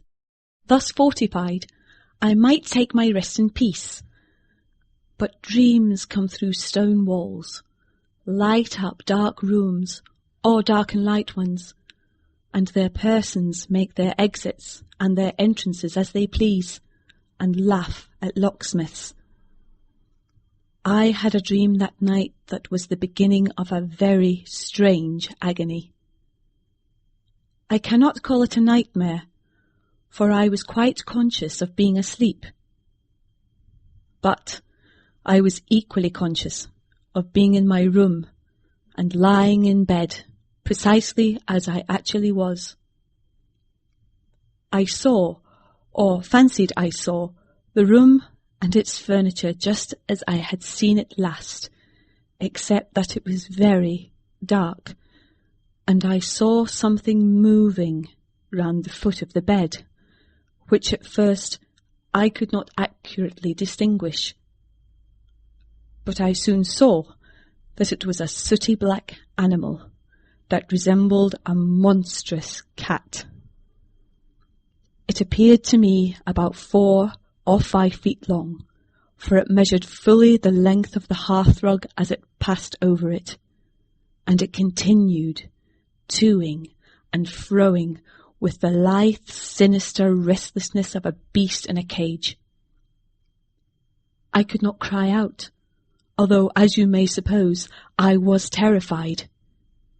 Its pace was growing faster, and the room rapidly darker and darker, and at length so dark that I could no longer see anything of it but its eyes. I felt it spring lightly on the bed. The 2 broad eyes approached my face, and suddenly I felt a stinging pain as if 2 large needles darted an inch or 2 apart deep into my breast. I waked with a scream. The room was lighted by the candle that burnt there all through the night, and I saw a female figure standing at the foot of the bed, a little at the right side. It was in dark, loose dress, and its hair was down and covered its shoulders. A block of stone could not have been more still.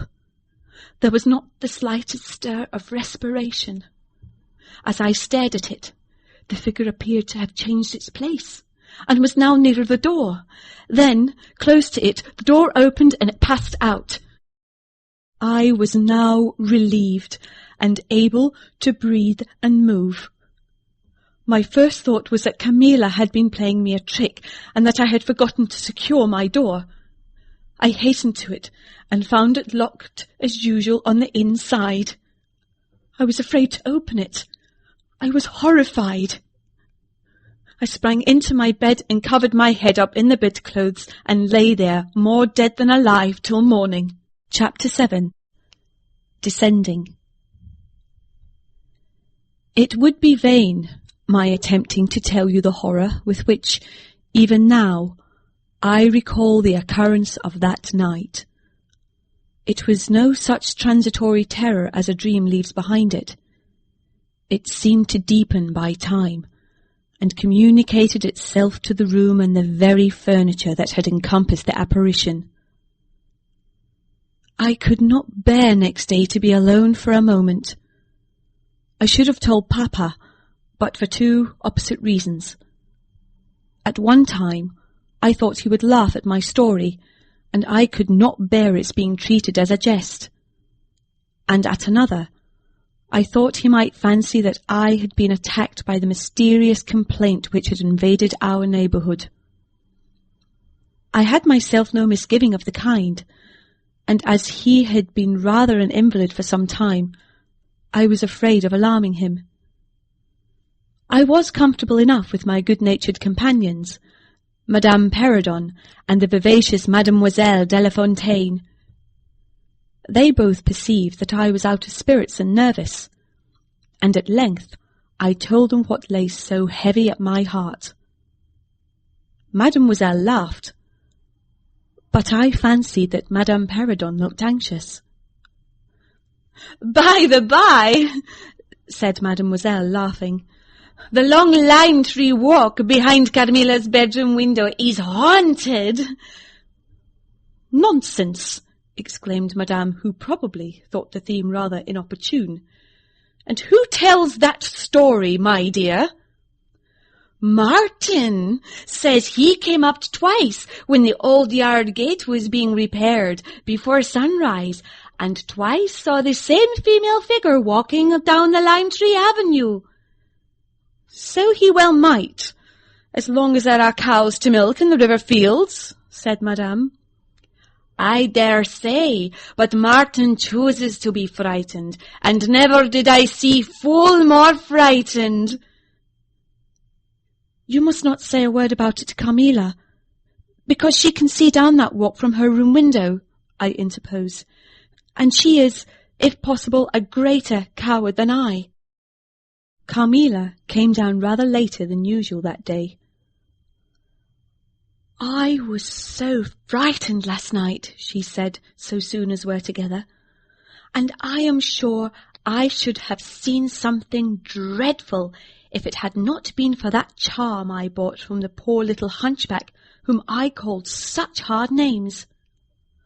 I had a dream of something black coming round my bed, and I awoke in a perfect horror, and I really thought, for some seconds, I saw a dark figure near the chimney-piece, but I felt under my pillow for my charm, and the moment my fingers touched it, the figure disappeared, and I felt quite certain, only that I had it by me, that something frightful would have made its appearance, and perhaps throttled me, as it did those poor people we heard of. "Well, listen to me," I began, and recounted my adventure, at the recital of which she appeared horrified. "And had you the charm near you?" she asked earnestly. "No, I had dropped it into a china vase in the drawing-room, but I shall certainly take it with me tonight, as you have so much faith in it." At this distance of time, I cannot tell you or even understand how I overcame my horror so effectually as to lie alone in my room that night. I remember distinctly that I pinned the charm to my pillow. I fell asleep almost immediately, and slept even more soundly than usual all night. Next night I passed as well. My sleep was delightfully deep and dreamless. But I awakened with a sense of lassitude and melancholy, which, however, did not exceed a degree that was almost luxurious. "Well, I told you so," said Carmilla when I described my quiet sleep. "I had such a delightful sleep myself last night. I pinned the charm to the breast of my nightdress. It was too far away the night before. I am quite sure it was all fancy, except the dreams. I used to think that evil spirits made dreams, but our doctor told me it is no such thing. Only a fever passing by, or some other malady, as they often do, he said, knocks at the door, and not being able to get in, passes on with that alarm." "And what do you think the charm is?" said I. "It has been fumigated or immersed in some drug, and is an antidote against the malaria," she answered. "Then it acts only on the body?" "Certainly. You don't suppose that evil spirits are frightened by bits of ribbon or the perfumes of a druggist's shop? No, these complaints, wandering in the air, begin by trying the nerves and so infect the brain, but before they can seize upon you, the antidote repels them. That, I am sure, is what the charm has done for us. It is nothing magical. It is simply natural." I should have been happier if I could have quite agreed with Carmilla, but I did my best, and the impression was a little losing its force. For some nights I slept profoundly, but still every morning I felt the same lassitude, and a languor weighed upon me all day. I felt myself a changed girl. A strange melancholy was stealing over me, a melancholy that I would not have interrupted. Dim thoughts of death began to open, and an idea that I was slowly sinking took gentle and somehow not unwelcome possession of me. If it was sad, the tone of mind which this induced was also sweet. Whatever it might be, my soul acquiesced in it. I would not admit that I was ill. I would not consent to tell my papa, or to have the doctor sent for. Carmilla became more devoted to me than ever, and her strange paroxysms of languid adoration more frequent. She used to gloat on me with increasing ardour the more my strength and spirits waned. This always shocked me like a momentary glare of insanity. Without knowing it, I was now in a pretty advanced stage of the strangest illness under which mortal ever suffered. There was an unaccountable fascination in its earlier symptoms that more than reconciled me to the incapacitating effect of that stage of the malady. This fascination increased for a time, until it reached a certain point, when gradually a sense of the horrible mingled itself with it, deepening, as you shall hear, until it discoloured and perverted the whole state of my life. Without knowing it, I was now in a pretty advanced stage of the strangest illness under which mortal ever suffered. There was an unaccountable fascination in its earlier symptoms that more than reconciled me to the incapacitating effect of that stage of the malady. This fascination increased for a time, until it reached a certain point, when gradually a sense of the horrible mingled itself with it, deepening, as you shall hear, until it discoloured and perverted the whole state of my life. The first change I experienced was rather agreeable. It was very near the turning point from which began the descent of avarice. Certain vague and strange sensations visited me in my sleep. The prevailing one was of that pleasant, peculiar cold thrill which we feel in bathing, when we move against the current of a river. This was soon accompanied by dreams that seemed interminable, and were so vague that I could never recollect their scenery and persons, or any one connected portion of their action. But they left an awful impression, and a sense of exhaustion, as if I had passed through a long period of great mental exertion and danger.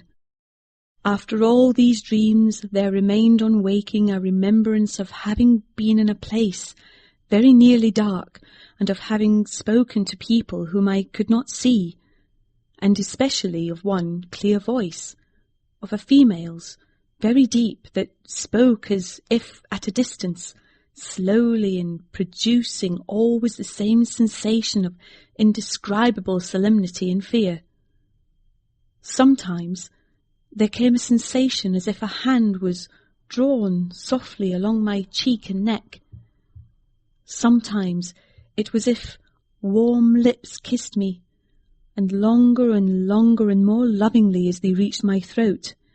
But there the caress fixed itself. My heart beat faster. My breathing rose and fell rapidly and full drawn. A sobbing that rose into a sense of strangulation supervened and turned into a dreadful convulsion in which my senses left me and I became unconscious. It was now 3 weeks since the commencement of this unaccountable state. My sufferings had, during the last week, told upon my appearance. I had grown pale, my eyes were dilated and darkened underneath, and the languor which I had long felt began to display itself in my countenance. My father asked me often whether I was ill, but with an obstinacy which now seems to me unaccountable, I persisted in assuring him that I was quite well. In a sense, this was true. I had no pain. I could complain of no bodily derangement. My complaint seemed to be one of the imagination, or the nerves, and horrible as my sufferings were, I kept them with a morbid reserve very nearly to myself.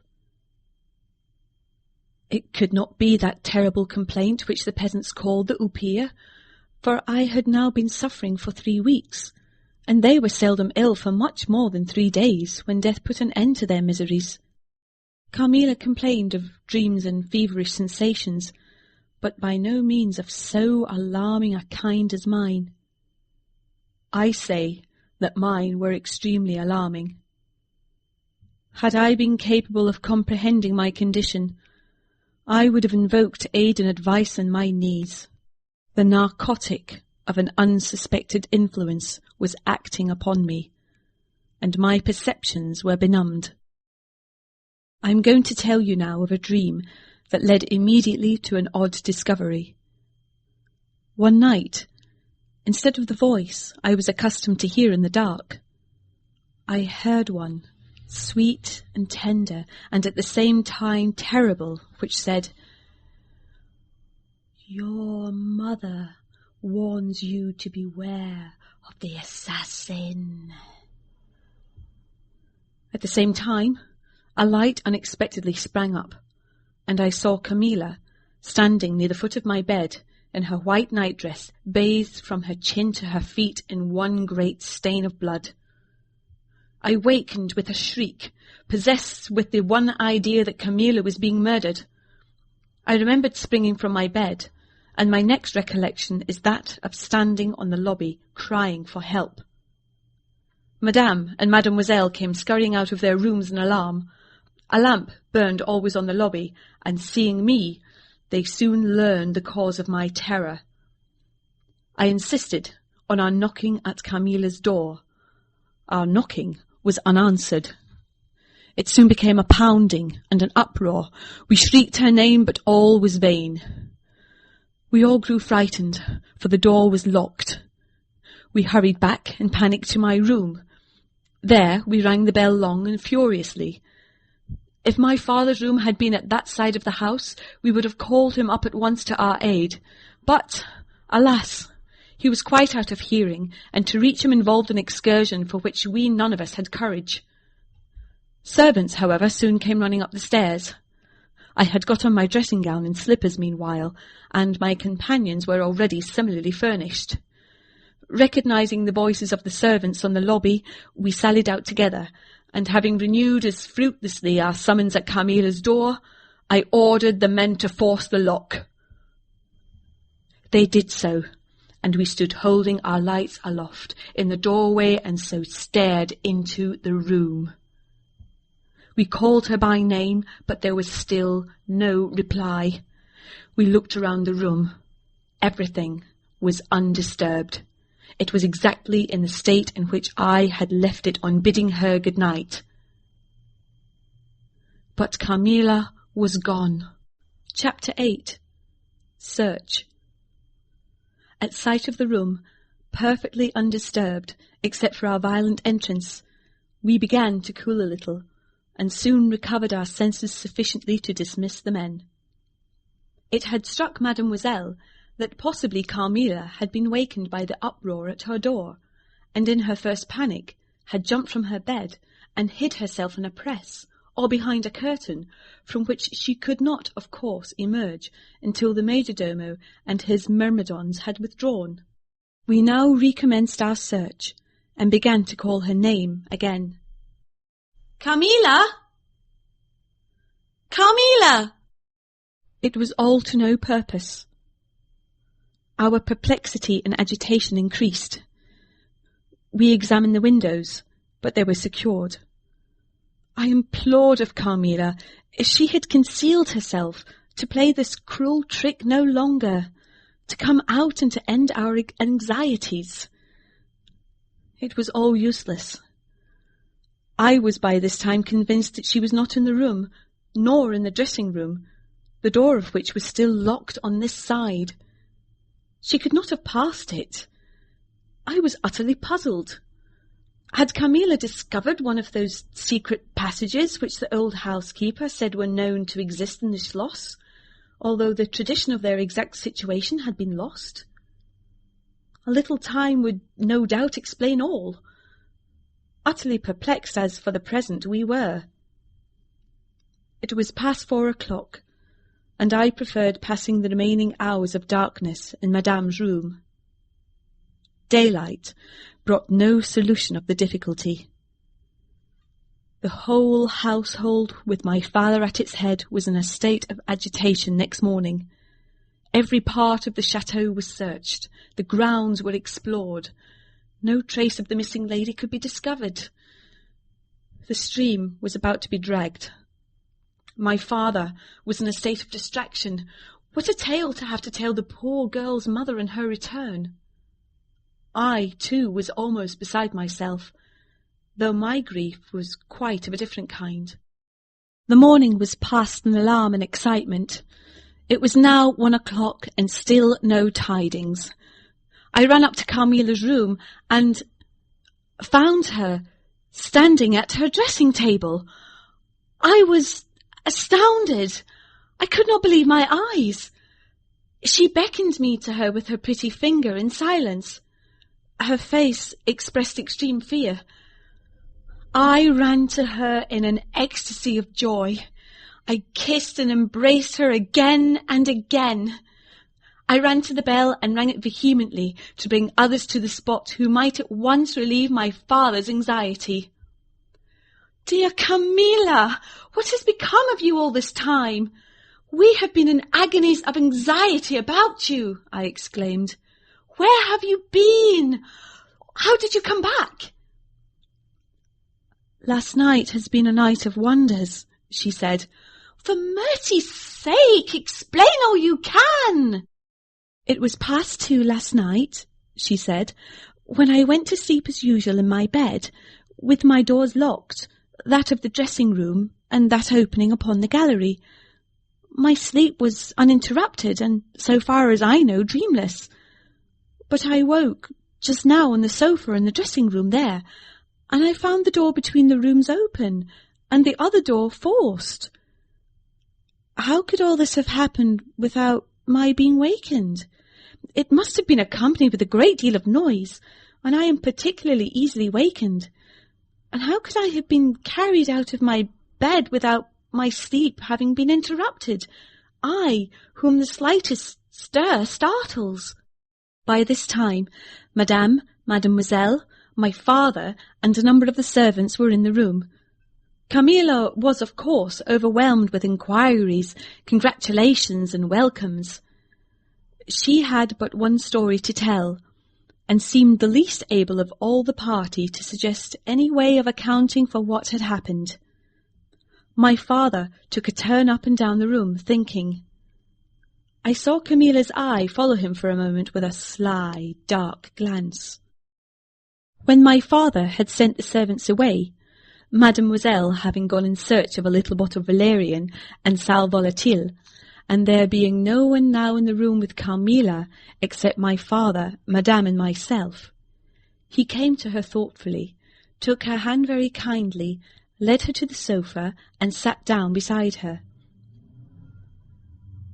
"Will you forgive me, my dear, if I risk a conjecture and ask a question?" "Who can have better right?" she said. "Ask what you please, and I will tell you everything. But my story is simply one of bewilderment and darkness. I know absolutely nothing. Put any question you please, but you know, of course, the limitations Mamma has placed me under." "Perfectly, my dear. I need not approach the topics on which she desires our silence. Now, the marvel of last night consists in your having been removed from your bed and your room without being wakened, and this removal having occurred apparently while the windows were still secured, and the two doors locked upon the inside.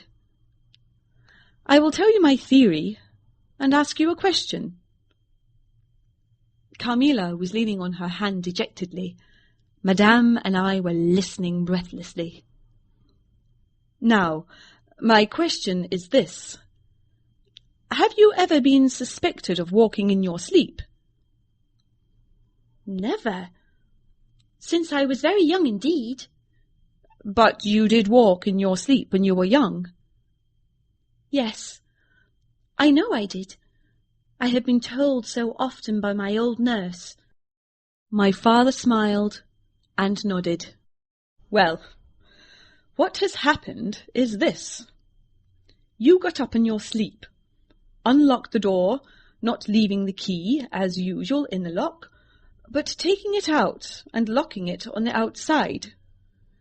You again took the key out and carried it away with you to some one of the 25 rooms on this floor, or perhaps upstairs or downstairs. There are so many rooms and closets, so much heavy furniture, and such accumulations of lumber that it would require a week to search this old house thoroughly. Do you see now what I mean?" "I do, but not all," she answered. "And how, Papa, do you account for her finding herself on the sofa in the dressing-room, which we had searched so carefully?" "She came there after you had searched it, still in her sleep, and at last awoke spontaneously, and was as much surprised to find herself where she was as anyone else. I wish all mysteries were as easily and innocently explained as yours, Carmilla," he said, laughing. "And so we may congratulate ourselves on the certainty that the most natural explanation of the occurrence is one that involves no drugging, no tampering with locks, no burglars or poisoners or witches, nothing that need alarm Carmilla or anyone else for our safety." Carmilla was looking charmingly. Nothing could be more beautiful than her tints. Her beauty was, I think, enhanced by that graceful languor that was peculiar to her. I think my father was silently contrasting her looks with mine, for he said, "I wish my poor Laura was looking more like herself." And he sighed. So our alarms were happily ended, and Carmilla restored to her friends. Chapter 9. The Doctor. As Carmilla would not hear of an attendant sleeping in her room, my father arranged that a servant should sleep outside her door, so that she would not attempt to make another such excursion without being arrested at her own door. That night passed quietly, and next morning early, the doctor, whom my father had sent for without telling me a word about it, arrived to see me. Madame accompanied me to the library, and there the grave little doctor, with white hair and spectacles, whom I mentioned before, was waiting to receive me. I told him my story, and as I proceeded, he grew graver and graver. We were standing, he and I, in the recess of one of the windows, facing one another. When my statement was over, he leaned with his shoulders against the wall, and with his eyes fixed on me earnestly, with an interest in which was a dash of horror. After a minute's reflection, he asked Madame if he could see my father. He was sent for accordingly, and as he entered, smiling, he said, "I dare say, Doctor, you are going to tell me that I am an old fool for having brought you here. I hope I am." But his smile faded into shadow as the doctor, with a very grave face, beckoned him to him.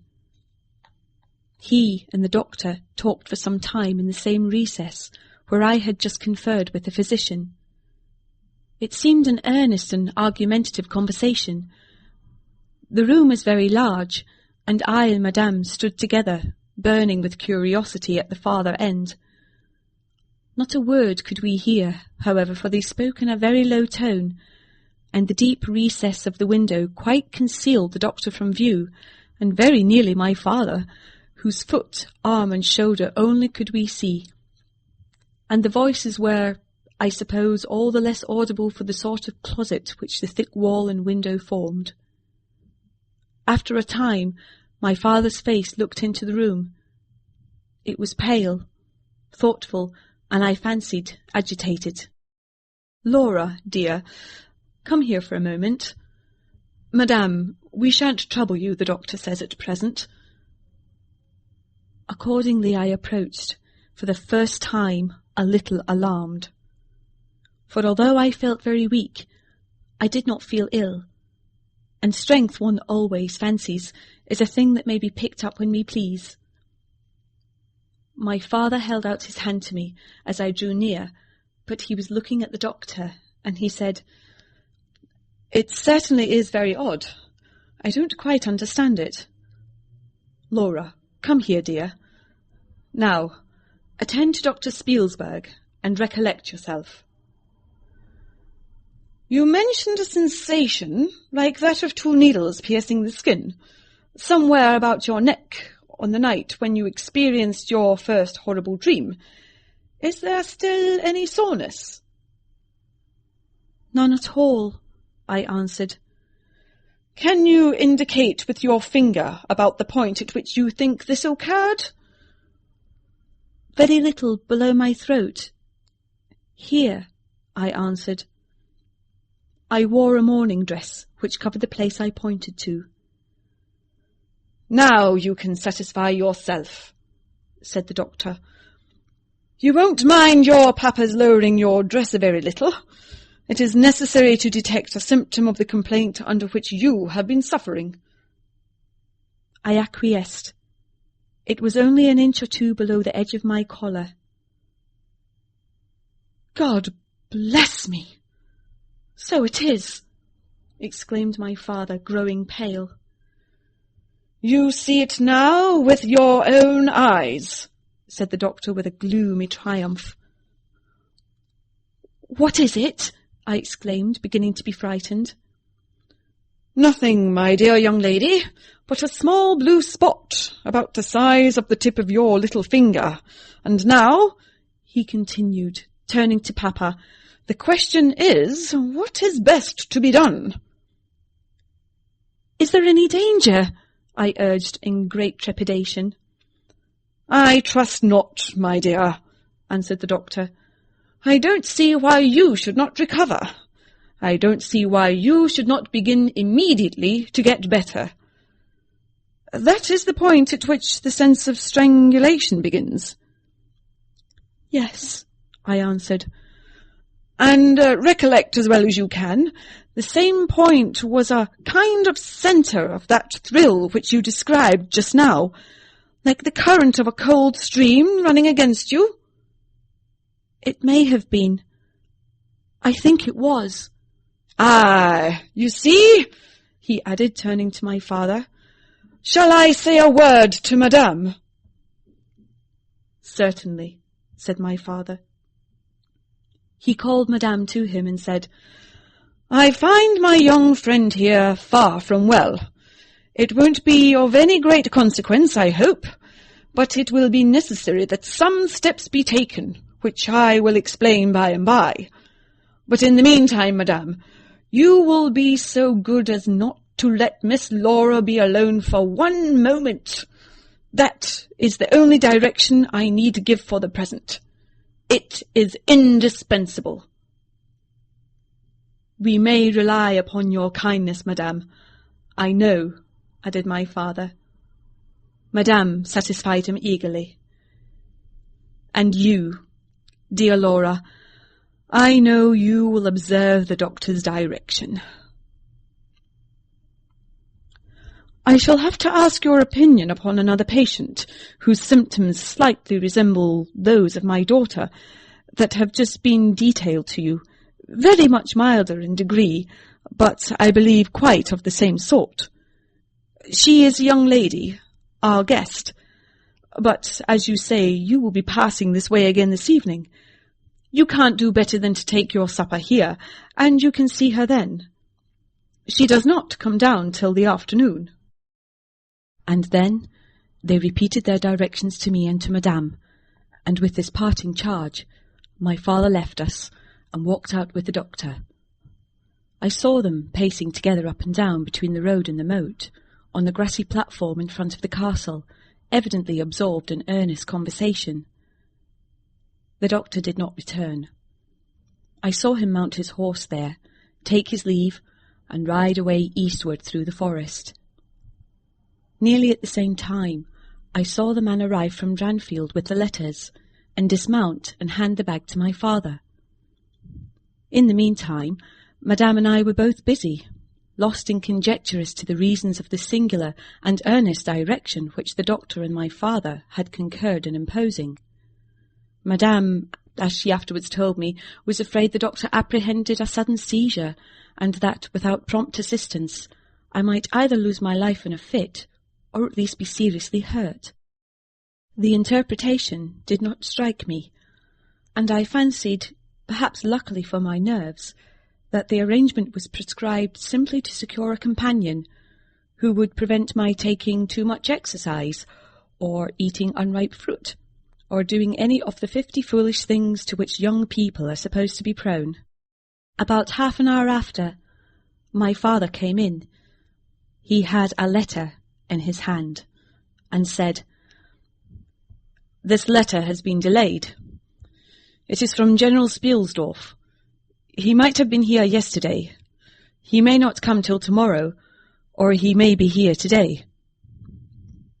He put the open letter into my hand, but he did not look pleased, as he used to when a guest, especially one so much loved as a general, was coming. On the contrary, he looked as if he wished him at the bottom of the Red Sea. There was plainly something on his mind, which he did not choose to divulge. "Papa, darling, will you tell me this?" said I, suddenly laying my hand on his arm, and looking, I am sure, imploringly in his face. "Perhaps," he answered, smoothing my hair caressingly over my eyes. "Does the doctor think me very ill?" "No, dear. He thinks if right steps are taken, you will be quite well again, at least on the high road to a complete recovery, in a day or two," he answered a little dryly. I wish our good friend, the General, had chosen any other time. That is, I wish you had been perfectly well to receive him. But do tell me, Papa, I insisted. What does he think is the matter with me? Nothing. You must not plague me with these questions, he answered, with more irritation than I ever remember him to have displayed before. And seeing that I looked wounded, I suppose, he kissed me, and added, "You shall know all about it in a day or two. That is, all that I know. In the meantime, you are not to trouble your head about it." He turned and left the room, but came back before I had done wondering and puzzling over the oddity of all this. It was merely to say that he was going to Karnstein, and had ordered the carriage to be ready at 12, and that I and Madame should accompany him. He was going to see the priest who lived near those picturesque grounds upon business, and as Carmilla had never seen them, she could follow, when she came down with Mademoiselle, who would bring materials for what you call a picnic, which might be laid for us in the ruined castle. At 12 o'clock, accordingly, I was ready, and not long after, my father, Madame, and I set out upon our projected drive. Passing the drawbridge, we turned to the right, and follow the road over the steep Gothic bridge westward to reach the deserted village and ruined castle of Karnstein. No sylvan drive can be fancied prettier. The ground breaks into gentle hills and hollows, all clothed with beautiful wood, totally destitute of the comparative formality which artificial planting and early culture and pruning impart. The irregularities of the ground often lead the road out of its course, and cause it to wind beautifully round the sides of broken hollows and the steeper sides of the hills, among varieties of ground almost inexhaustible. Turning one of these points, we suddenly encountered our old friend, the General, riding towards us, attended by a mounted servant. His portmanteaus were following in a hired wagon, such as we term a cart. The General dismounted as we pulled up, and after the usual greetings, was easily persuaded to accept the vacant seat in the carriage, and send his horse on with his servant to the Schloss. Chapter 10. Bereaved. It was about 10 months since we had last seen him, but that time had sufficed to make an alteration of years in his appearance. He had grown thinner. Something of gloom and anxiety had taken the place of that cordial serenity which used to characterize his features. His dark blue eyes, always penetrating, now gleamed with a sterner light from under his shaggy grey eyebrows.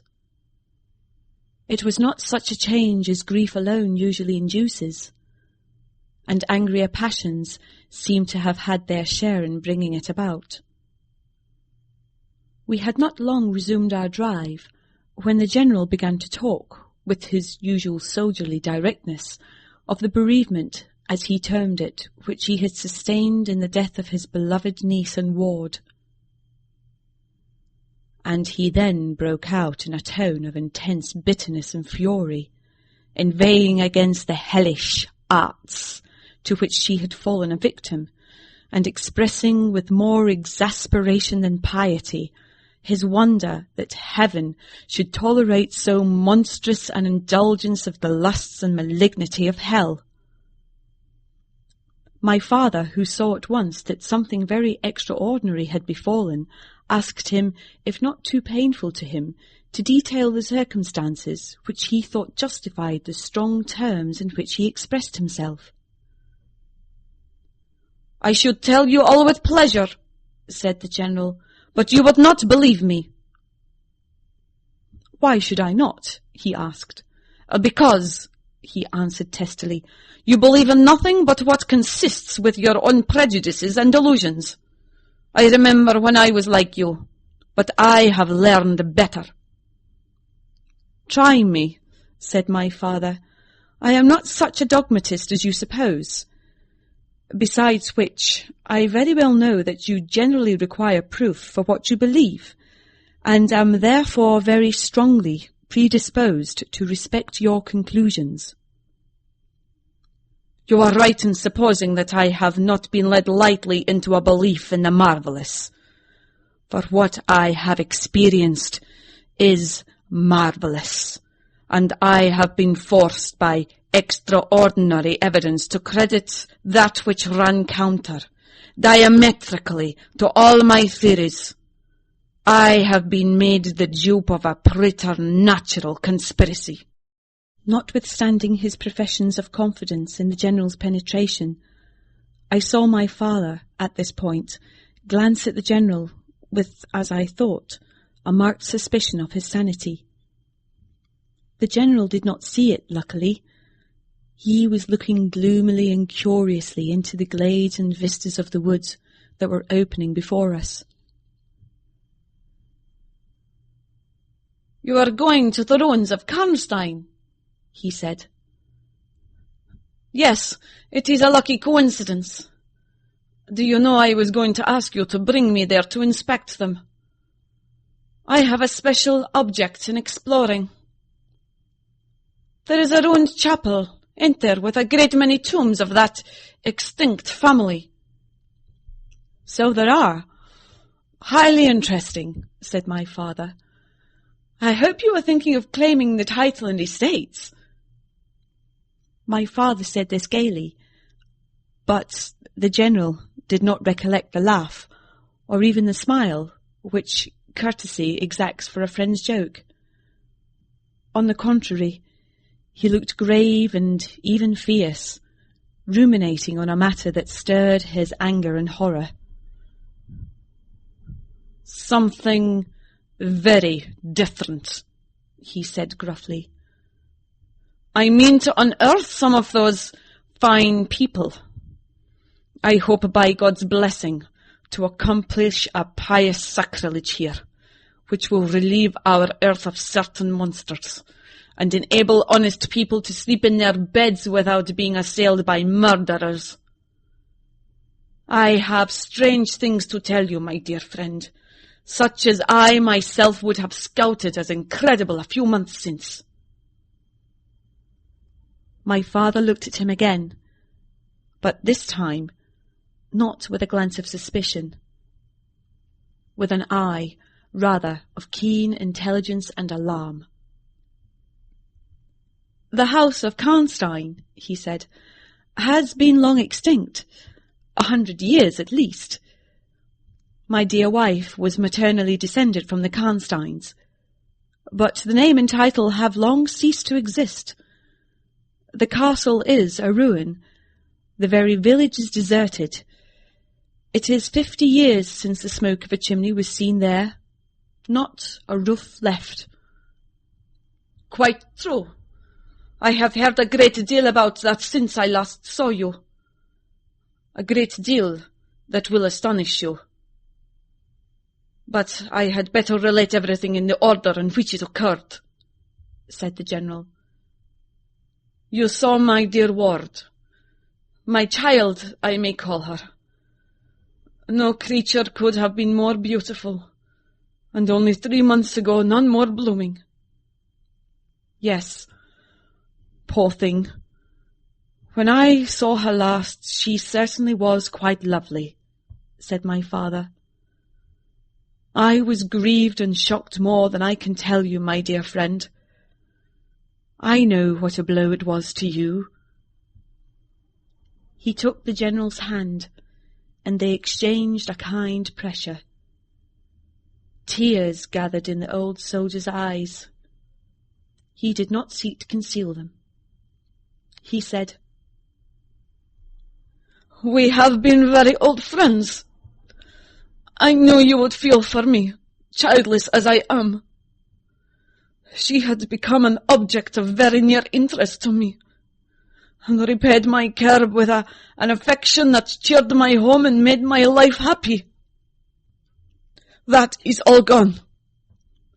The years that remain to me on earth may not be very long, but by God's mercy, I hope to accomplish a service to mankind before I die, and to subserve the vengeance of heaven upon the fiends who have murdered my poor child in the spring of her hopes and beauty."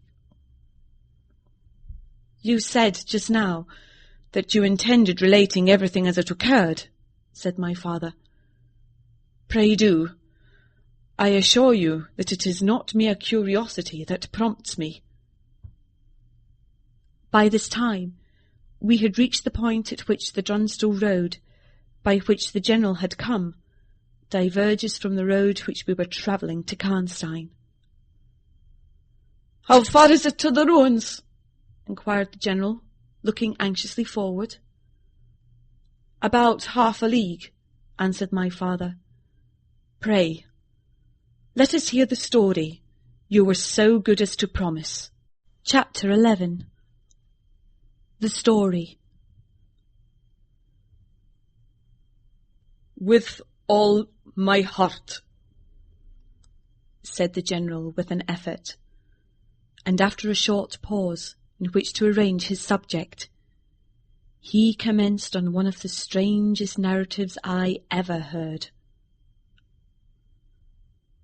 "My dear child was looking forward with great pleasure to the visit you had been so good as to arrange for her to your charming daughter."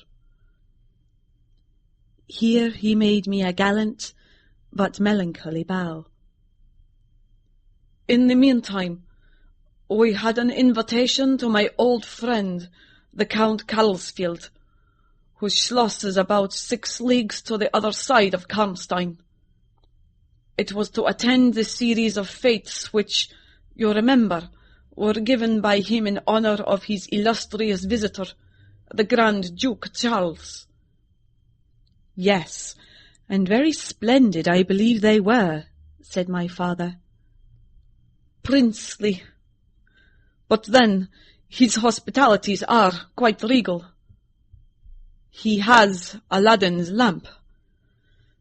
The night from which my sorrow dates was devoted to a magnificent masquerade.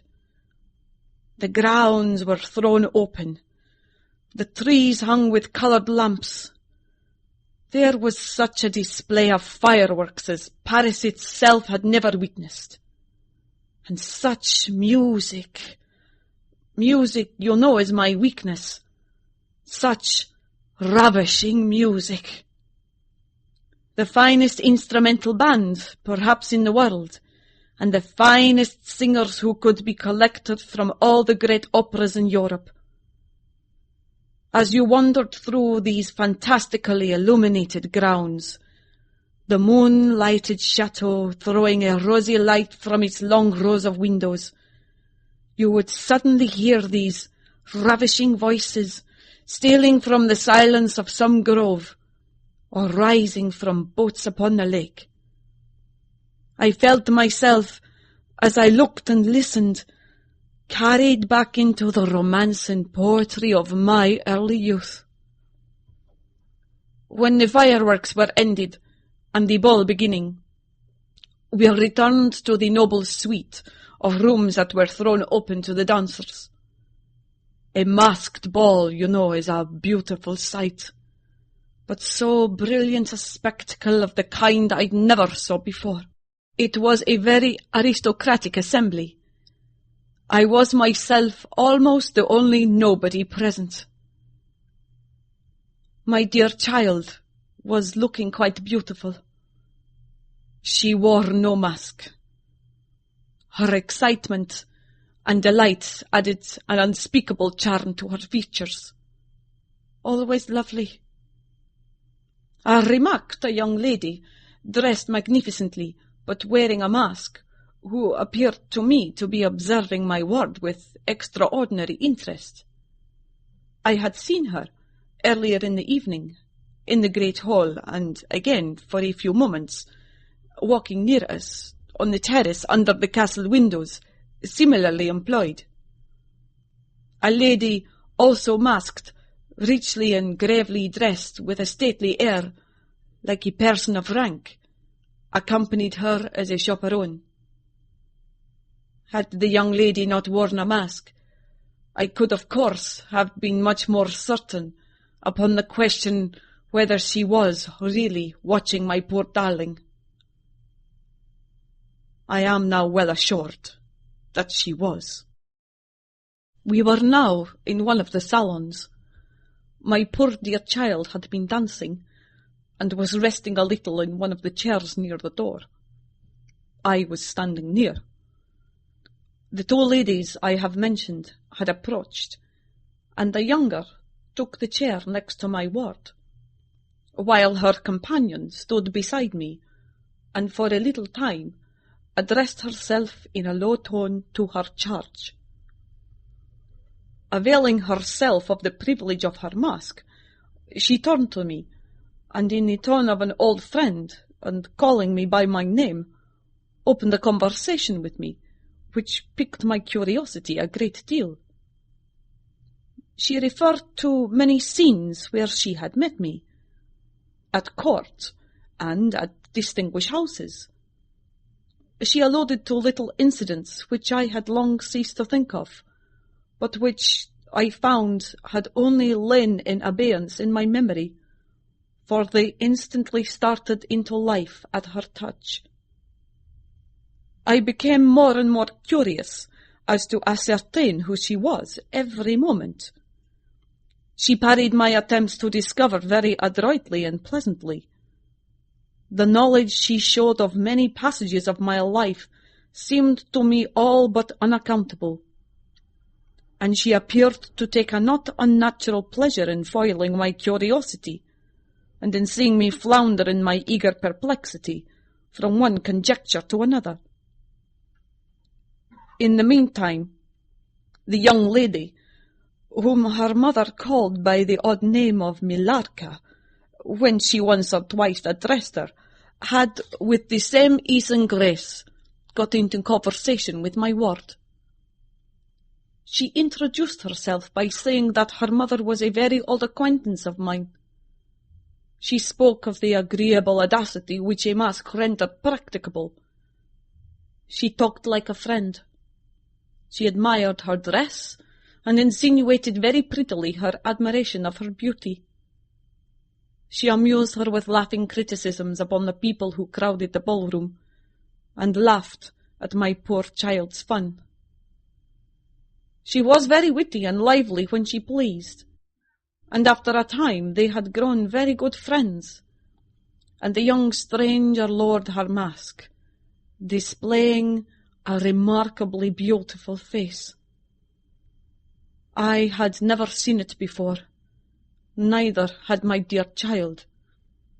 But though it was new to us, the features were so engaging, as well as lovely, that it was impossible not to feel the attraction powerfully.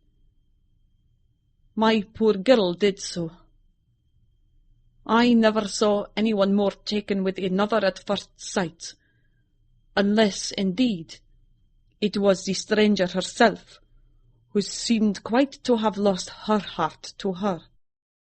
In the meantime, availing myself of the license of a masquerade, I put not a few questions to the elder lady. "You have puzzled me utterly," I said, laughing. "Is that not enough? Won't you now consent to stand on equal terms, and do me the kindness to remove your mask?" "Can any request be more unreasonable?" she replied. "Ask a lady to yield an advantage? Beside, how do you know you should recognize me? Years make changes." "As you see," I said with a bow, and I suppose a rather melancholy little laugh. "As philosophers tell us," she said. "And how do you know that a sight of my face would help you?" "I should take that chance for that," I answered. "It is vain trying to make yourself out an old woman. Your figure betrays you." "Years nevertheless have passed since I saw you, rather since you saw me, for that is what I am considering. Milarka, there, is my daughter. I cannot then be young, even in the opinion of people whom time has taught to be indulgent, and I may not like to be compared with what you remember me. You have no mask to remove. You can offer me nothing in exchange. My petition is to your pity to remove it, and mine to yours, so let it stay where it is, she replied. Well then, at least you will tell me whether you are French or German. You speak both languages so perfectly. I don't think I shall tell you that, General. You intend a surprise, and are meditating the particular point of attack. At all events, you won't deny this, I said, that being honored by your permission to converse, I ought to know how to address you. Shall I say, Madame la Comtesse? She laughed, and she would, no doubt, have met me with another evasion, if, indeed, I can treat any occurrence in an interview, every circumstance of which was prearranged, as I now believe with the profoundest cunning as liable to be modified by accident. As to that, she began, but was interrupted, almost as she opened her lips, by a gentleman, dressed in black, who looked particularly elegant and distinguished, with this drawback, that his face was the most deadly pale I ever saw, except in death. He was in no masquerade, but in the plain evening dress of a gentleman, and he said, without a smile, but with a courtly and unusually low bow, "Will Madame la Comtesse permit me to say a few words which may interest her?" The lady quickly turned to him, touched her lip in token of silence. She then said to me, "Keep my place for me, General. I shall return when I have said a few words." And with this injunction, playfully given, she walked a little aside with the gentleman in black, and talked for some minutes, apparently very earnestly. They then walked away slowly together in the crowd, and I lost them for some minutes. I spent the interval in cudgelling my brains for a conjecture as to the identity of the lady, who seemed to remember me so kindly, and I was thinking of turning about and joining in the conversation between my pretty ward and the Countess's daughter, and trying whether, by the time she returned, I might not have a surprise in store for her, by having her name, title, chateau, and estates at my fingers' ends. But at this moment she returned, accompanied by the pale man in black, who said, "I shall return and inform Madame la Comtesse when her carriage is at the door." He withdrew with a bow. Chapter 12. A Petition. Then we are to lose Madame la Comtesse, but I hope only for a few hours, I said with a low bow. It may be that only, or it may be a few weeks. It was very unlucky his speaking to me just now as he did. Do you now know me?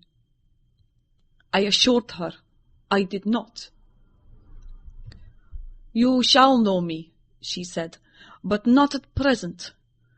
We are older and better friends than perhaps you suspect. I cannot yet declare myself. I shall in 3 weeks pass your beautiful Schloss, about which I have been making enquiries. I shall then look in upon you for an hour or two, and renew a friendship which I never think of without 1,000 pleasant recollections. This moment a piece of news has reached me like a thunderbolt. I must set out now and travel by a devious route, nearly 100 miles, with all the dispatch I can possibly make. My perplexities multiply. I am only deterred by the compulsory reserve I practice as to my name from making a very singular request of you. My poor child has not quite recovered her strength. Her horse fell with her at a hunt which she had ridden out to witness, Her nerves have not yet recovered the shock, and our physician says that she must on no account exert herself for some time to come. We came here, in consequence, by very easy stages, hardly 6 leagues a day. I must now travel day and night on a mission of life and death, a mission the critical and momentous nature of which I shall be able to explain to you when we meet, as I hope we shall in a few weeks, without the necessity of any concealment. She went on to make her petition, and it was in the tone of a person from which such a request amounted to conferring, rather than seeking a favour. This was only in manner, and as it seemed quite unconsciously. Than the terms in which it was expressed, nothing could be more deprecatory. It was simply that I would consent to take charge of her daughter during her absence. This was, all things considered, a strange, not to say an audacious request. She in some sort disarmed me by stating and admitting everything that could be urged against it, and throwing herself entirely upon my chivalry.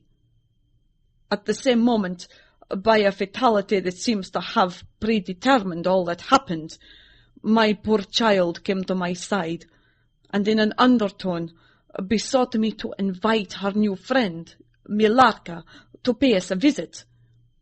She had just been sounding her, and thought if her mamma could allow her, she would like it extremely. At another time I should have told her to wait a little, until at least we knew who they were. But I had not a moment to think in. The 2 ladies assailed me together, and I must confess, the refined and beautiful face of the young lady, about which there was something extremely engaging, as well as the elegance and fire of high birth, determined me. And quite overpowered, I submitted, and undertook too easily the care of the young lady, whom her mother called Milarka. The Countess beckoned to her daughter, who listened with grave attention while she told her, in general terms, how suddenly and peremptorily she had been summoned, and also of the arrangement she had made for her under my care, adding that I was one of her earliest and most valued friends. I made, of course, such speeches as the case seemed to call for, and found myself, on reflection, in a position which I did not half like. The gentleman in black returned, and very ceremoniously conducted the lady from the room. The demeanour of this gentleman was such as to impress me with the conviction that the Countess was a lady of very much more importance than her modest title alone might have led me to assume.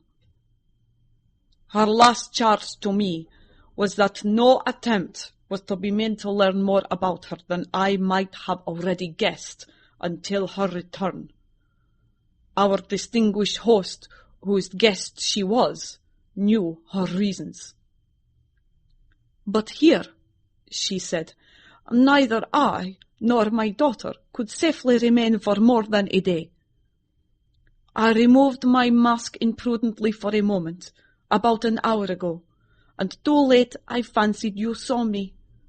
So I resolved to seek an opportunity of talking a little to you. Had I found that you had seen me, I would have thrown myself on your high sense of honour to keep my secret some weeks. As it is, I am satisfied that you did not see me. But if you now suspect, or under reflection should suspect who I am, I commit myself in like manner entirely to your honour. My daughter will observe the same secrecy, and I well know that you will, from time to time, remind her, lest she should thoughtlessly disclose it." She whispered a few words to her daughter, kissed her hurriedly twice, and went away, accompanied by the pale gentleman in black, and disappeared into the crowd. "In the next room," said Milarka, There is a window that looks upon the hall door. I should like to see the last of Mamma, and to kiss my hand to her." We assented, of course, and accompanied her to the window. We looked out, and saw a handsome old-fashioned carriage, with a troop of couriers and footmen. We saw the slim figure of the pale gentleman in black, as he held a thick velvet cloak, and placed it about her shoulders, and threw the hood over her head.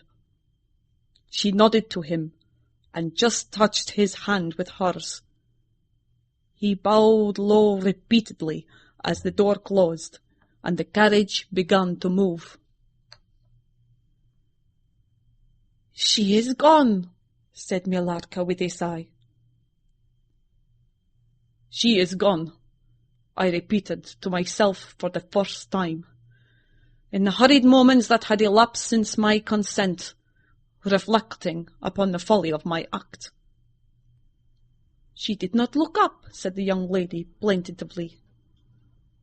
"The Countess had taken off her mask, perhaps, and did not care to show her face," I said, "and she could not know that you were in the window." She sighed, and looked in my face. She was so beautiful that I relented. I was sorry I had for a moment repented of my hospitality, and I determined to make her amends for the unavowed churlishness of my reception. The young lady, replacing her mask, joined my ward in persuading me to return to the grounds, where the concert was soon to be renewed. We did so, and walked up and down the terrace that lies under the castle windows. Millarca became very intimate with us, and amused us with lively descriptions and stories of most of the great people who we saw upon the terrace. I liked her more and more every minute.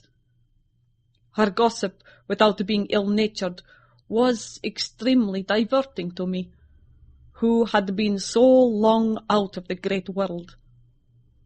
I thought, what life she would give to our sometimes lonely evenings at home. This ball was not over until the morning sun had almost reached the horizon. It pleased the Grand Duke to dance till then, so loyal people could not go away or think of bed. We had just got through a crowded saloon when my ward asked me what had become of Millarca. I thought she had been by her side, and she fancied she was by mine. The fact was, we had lost her. All my efforts to find her were vain. I feared that she had mistaken, in the confusion of a momentary separation from us, other people for her new friends, and had possibly pursued and lost them in the extensive grounds which were thrown open to us. Now, in its full force, I recognized a new folly in my having undertaken the charge of a young lady without so much as knowing her name, and fettered as I was by promises, of the reasons for imposing which I knew nothing. I could not even point my inquiries by saying that the missing young lady was the daughter of the Countess, who had taken her departure a few hours before. Morning broke. It was clear daylight before I gave up my search. It was not till near 2 o'clock next day that we heard anything of my missing charge. At about that time, a servant knocked at my niece's door, to say he had been earnestly requested by a young lady, who appeared to be in great distress, to make out where she could find the General Baron Spielsdorf, and the young lady, his daughter, in whose charge she had been left by her mother. There could be no doubt, notwithstanding the slight inaccuracy, that our young friend had turned up, and so she had. Would to heaven we had lost her! She told my poor child a story to account for her having failed to recover us for so long. Very late, she said, she had got to the housekeeper's bedroom in despair of finding us, and had then fallen into a deep sleep, which, long as it was, had hardly sufficed to recruit her strength after the fatigues of the ball. That day, Milarka came home with us. I was only too happy, after all, to have secured so charming a companion for my dear girl. Chapter 13. The Woodman. There soon, however, appeared some drawbacks. In the first place, Milarka complained of extreme languor, the weakness that remained after her late illness, and she never emerged from her room till the afternoon was pretty far advanced. In the next place, it was accidentally discovered, though she always locked her door on the inside, and never disturbed the key from its place till she admitted the maid to assist at her toilet, that she was undoubtedly sometimes absent from her room in the very early morning, and at various times later in the day, before she wished it to be understood that she was stirring. She was repeatedly seen from the windows of the schloss, in the first faint grey of the morning, walking through the trees in an easterly direction, and looking like a person in a trance. This convinced me that she walked in her sleep, but this hypothesis did not solve the puzzle. How did she pass out from her room, leaving the door locked on the inside? How did she escape from the house without unbarring door or window? In the midst of my perplexities, an anxiety of a far more urgent kind presented itself. My dear child began to lose her looks and health, and that in a manner so mysterious and even horrible that I became thoroughly frightened. She was at first visited by appalling dreams, then, as she fancied, by a spectre, sometimes resembling Milarka, sometimes in the shape of a beast, indistinctly seen walking round the foot of her bed from side to side. Lastly came sensations. One, not unpleasant, but very peculiar, she said, resembled the flow of an icy stream against her breast. At a later time, she felt something like a pair of large needles pierce her, a little below the throat, with a very sharp pain. A few nights after, followed a gradual and convulsive sense of strangulation. Then came unconsciousness. I could hear distinctly every word the kind old general was saying, because by this time we were driving upon the short grass that spreads on either side of the road as you approach the roofless village, which had not shown the smoke of a chimney for more than half a century. You may guess how strangely I felt as I heard my own symptoms so exactly described, and those which had been experienced by the poor girl who, but for the catastrophe which followed, would have been at that moment a visitor at my father's chateau. You may suppose also how I felt as I heard him detail habits and mysterious peculiarities, which were, in fact, those of our beautiful guest, Carmilla. A vista opened in the forest. We were on a sudden under the chimneys and gables of the ruined village, and the towers and battlements of the dismantled castle, round which gigantic trees are grouped, overhung us from a slight eminence. In a frightened dream, I got down from the carriage, and in silence, for we had each abundant matter for thinking. We soon mounted the ascent, and were among the spacious chambers, winding stairs, and dark corridors of the castle. And this was once the palatial residence of the Karnsteins, said the old general at length, as from a great window he looked out across the village and saw the wide undulating expanse of forest. It was a bad family, and here its blood-stained annals were written, he continued. It is hard that they should, after death, continue to plague the human race with their atrocious lusts.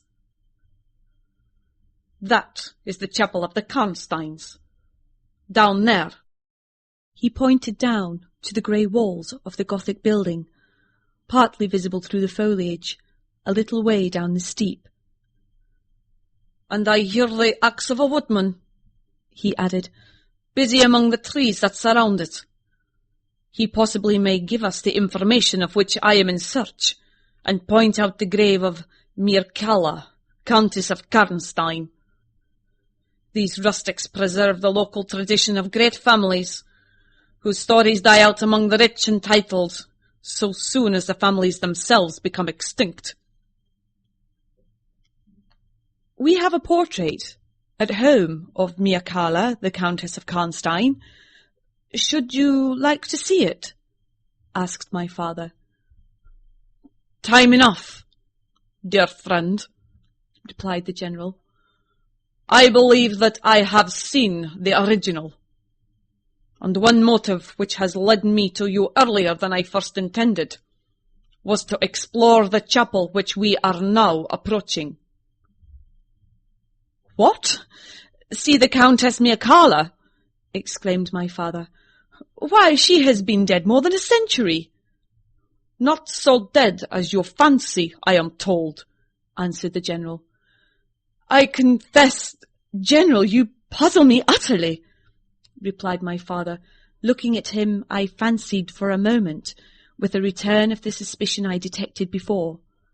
But although there was anger and detestation at times in the old general's manner, there was nothing flighty. There remains to me, he said as we passed under the heavy arch of the Gothic church, for its dimensions would have justified its being so styled, but one object which can interest me during the few years that remain to me on earth, and that is to wreak on her the vengeance which, I thank God, may still be accomplished by a mortal arm. What vengeance can you mean? Asked my father in increasing amazement. I mean to decapitate the monster, he answered, with a fierce flush and a stamp that echoed mournfully through the hollow ruin, and his clenched hand was at the same moment raised, as if it grasped the handle of an axe, while he shook it ferociously in the air. What? Exclaimed my father, more than ever bewildered. To strike her head off. Cut her head off? Aye, with a hatchet, with a spade, or with anything that can cleave through her murderous throat. You shall hear, he answered, trembling with rage, and hurrying forward he said, That beam will answer for a seat. Your dear child is fatigued. Let her be seated, and I will, in a few sentences, close my dreadful story. The squared block of wood, which lay on the grass-grown pavement of the chapel, formed a bench on which I was very glad to seat myself, and in the meantime the general called to the woodman, who had been removing some boughs which leaned upon the old walls, and, axe in hand, the hardy old fellow stood before us. He could not tell us anything of these monuments, but there was an old man, he said, a ranger of this forest, at present sojourning in the house of the priest, about 2 miles away, who could point out every monument of the old Karnstein family, and for a trifle he undertook to bring him back with him, if we would lend him one of our horses, in little more than half an hour. Have you been long employed about this forest? Asked my father of the old woodman. I have been a woodman here, he answered in his patois, under the forester all my days. So has my father before me, and so on, as many generations as I can count up. I could show you the very house in the village here in which my ancestors lived. How came the village to be deserted? Asked the general. It was troubled by revenants, sir. Several were dragged to their graves, They are detected by the usual tests and extinguished in the usual way, by decapitation, by the stake and by burning, but not until many of the villagers were killed. But after all these proceedings according to law," he continued, "so many graves open, and so many vampires deprived of their horrible animation, the village was not relieved. But a Moravian nobleman, who happened to be travelling this way, heard how matters were, and being skilled, as many people are in his country in such affairs, he offered to deliver the village from its tormentor. He did so thus. There, being a bright moon that night, he ascended, shortly after sunset, the towers of the chapel here, from whence he could distinctly see the churchyard beneath him. You can see it from that window. From this point, he watched until he saw the vampire come out of his grave, and place near it the linen clothes in which he had been folded, and then glide away towards the village to plague its inhabitants. The stranger, having seen all this, came down from the steeple, took the linen wrappings of the vampire, and carried them up to the top of the tower, which he again mounted. When the vampire returned from his prowlings and missed his clothes, he cried furiously to the Moravian, whom he saw at the summit of the tower, and who, in reply, beckoned him to ascend and take them. Whereupon the vampire, accepting his invitation, began to climb the steeple, and so soon as he had reached the battlements, the Moravian, with a stroke of his sword, clove his skull in twain, hurling him down to the churchyard, whither, descending by the winding stairs, the stranger followed and cut his head off, and next day delivered it and the body to the villagers, who duly impaled and burnt them.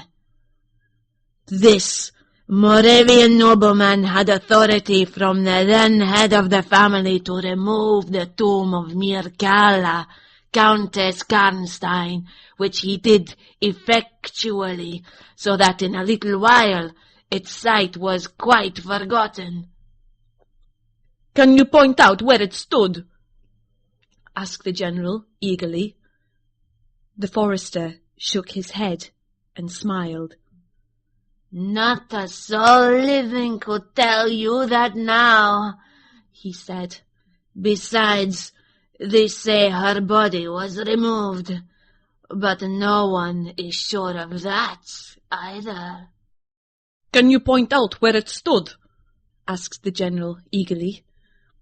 The forester shook his head and smiled. "Not a soul living could tell you that now," he said.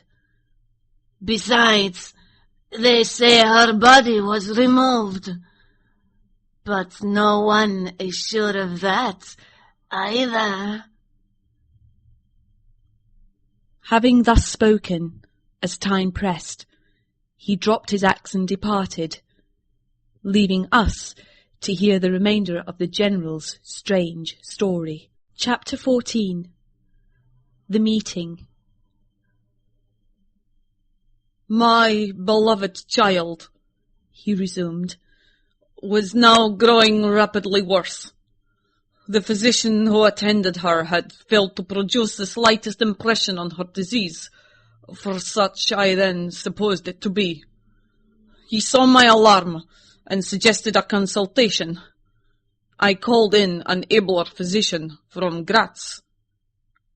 Several days elapsed before he arrived. He was a good and pious as well as learned man. Having seen my poor ward together, they withdrew to my library to confer and discuss. I, from the adjoining room where I awaited their summons, heard these two gentlemen's voices raised in something sharper than a strictly philosophical discussion. I knocked at the door and entered. I found the old physician from Graz maintaining his theory. His rival was combating it with undisguised ridicule, accompanied with bursts of laughter. This unseemly manifestation subsided, and the altercation ended on my entrance. "Sir," said the first physician, "my learned brother seems to think that you want a conjurer, and not a doctor." "Pardon me," said the old physician from Graz, looking displeased. "I shall state my own view of the case in my own way another time. I grieve, Monsieur le General, that by my skill in science I can be of no use. Before I go, I shall do myself the honour to suggest something to you." He seemed thoughtful, and sat down at the table and began to write. Profoundly disappointed, I made my bow, and as I turned to go, the other doctor pointed over his shoulder to his companion who was writing, and then, with a shrug, significantly touched his forehead. This consultation then left me precisely where I was. I walked out into the grounds all but distracted. The doctor from Graz, in 10 or 15 minutes, overtook me. He apologized for having followed me, but said he could not conscientiously take his leave without a few words more. He told me that he could not be mistaken. No natural disease exhibited the same symptoms, and that death was already very near. There remained, however, a day or possibly 2 of life. If the fatal seizure were at once arrested, with great care and skill, her strength might possibly return. But all hung now upon the confines of the irrevocable. One more assault might extinguish the last spark of vitality which is every moment ready to die. "And what is the nature of this seizure you speak of?" I entreated. "I have stated all fully in this note, which I place in your hands upon the distinct condition that you send for the nearest clergyman, and open my letter in his presence, and on no account read it till he is with you. You would despise it else, and it is a matter of life and death. Should the priest fail you, then, indeed, you may read it." He asked me, before taking his leave finally, whether I would wish to see a man curiously learned upon the very subject, which, after I had read his letter, would probably interest me above all others, and he urged me earnestly to invite him to visit him there, and so took his leave. The ecclesiastic was absent, and I read the letter by myself. At another time, or in another case, it might have excited my ridicule. But into what quackeries will not people rush for a last chance, where all accustomed means have failed, and the life of a beloved object is at stake? Nothing, you will say, could be more absurd than the learned man's letter. It was monstrous enough to have consigned him to a madhouse. He said that the patient was suffering from the visits of a vampire. The punctures which he described as having occurred near the throat were, he insisted, the insertion of those 2 long, thin, and sharp teeth, which, it is well known, are peculiar to vampires. And there could be no doubt, he added, as to the well-defined presence of the small, livid mark, which all concurred in describing as that induced by the demon's lips. And every symptom described by the sufferer was in exact conformity with those recorded in every case of a similar visitation. being myself wholly sceptical as to the existence of any such portent as the vampire. The supernatural theory of the good doctor furnished, in my opinion, but another instance of learning and intelligence oddly associated with some one hallucination. I was so miserable, however, that rather than try nothing, I acted upon the instructions of the letter. I concealed myself in the dark dressing-room that opened upon the poor patient's room, in which a candle was burning, and watching there till she was fast asleep. I stood at the door, peeping through the small crevice, my sword laid on the table beside me, as my directions prescribed, until, a little after 1, I saw a large black object, very ill-defined, crawl, as it seemed to me, over the foot of the bed, and swiftly spread itself up to the poor girl's throat, where it swelled in a moment into a great palpitating mass. For a few moments I had stood petrified. I now sprang forward with my sword in my hand. The black creature suddenly contracted towards the foot of the bed, glided over it, and standing on the floor about a yard below the foot of the bed, with a glare of skulking ferocity and horror fixed on me, I saw Millarca. Speculating I know not what, I struck at her instantly with my sword. But I saw her standing near the door, unscathed. Horrified, I pursued and struck again. She was gone, and my sword flew to shivers against the door. I can't describe to you all that passed on that horrible night.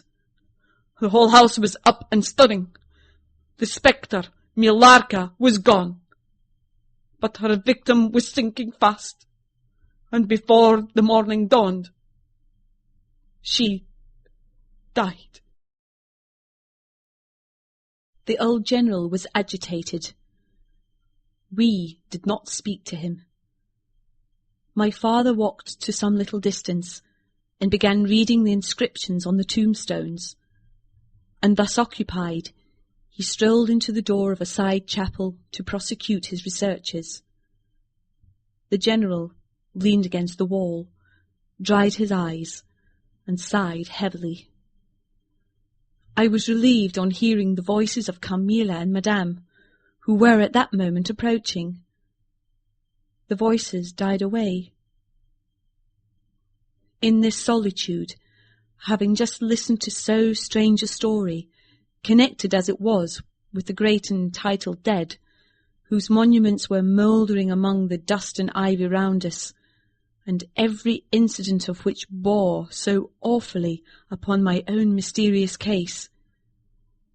In this haunted spot, darkened by the towering foliage that rose on every side, dense and high above its noiseless walls, a horror began to steal over me, and my heart sank as I thought that my friends were, after all, not about to enter and disturb this triste and ominous scene.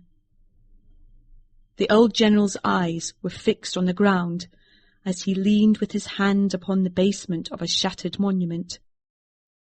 Under a narrow, arched doorway, surmounted by one of those demoniacal grotesques in which the cynical and ghastly fancy of old Gothic carving delights, I saw very gladly the beautiful face and figure of Carmilla enter the shadowy chapel. I was just about to rise and speak, and nodded smiling, in answer to her peculiarly engaging smile, when, with a cry, the old man by my side caught up the woodman's hatchet and started forward. On seeing him, a brutalized change came over her features. It was an instantaneous and horrible transformation, as she made a crouching step backwards. Before I could utter a scream, he struck at her with all his force, but she dived under his blow, and unscathed caught him in her tiny grasp by the wrist. He struggled for a moment to release his arm, but his hand opened, The axe fell to the ground, and the girl was gone. He staggered against the wall. His grey hair stood upon his head, and a moisture shone over his face as if he were at the point of death. The frightful scene had passed in a moment. The first thing I recollect after is Madame standing before me and impatiently repeating again and again the question, "Where is Mademoiselle Carmilla? Where is Mademoiselle Carmilla?" I answered at length, "I don't know. I can't tell. She went there," and I pointed to the door through which Madame had just entered, "only a minute or two since."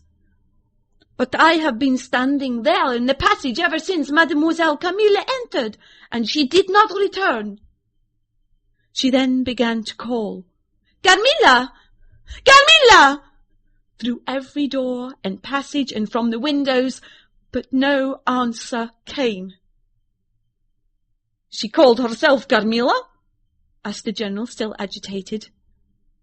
"Carmilla? Yes," I answered.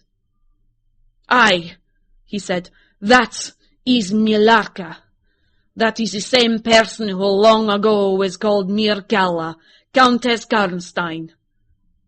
Depart from this accursed ground, my poor child, as quickly as you can.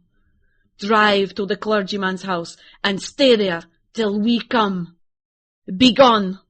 May you never behold Carmilla more. You will not find her here." Chapter 15.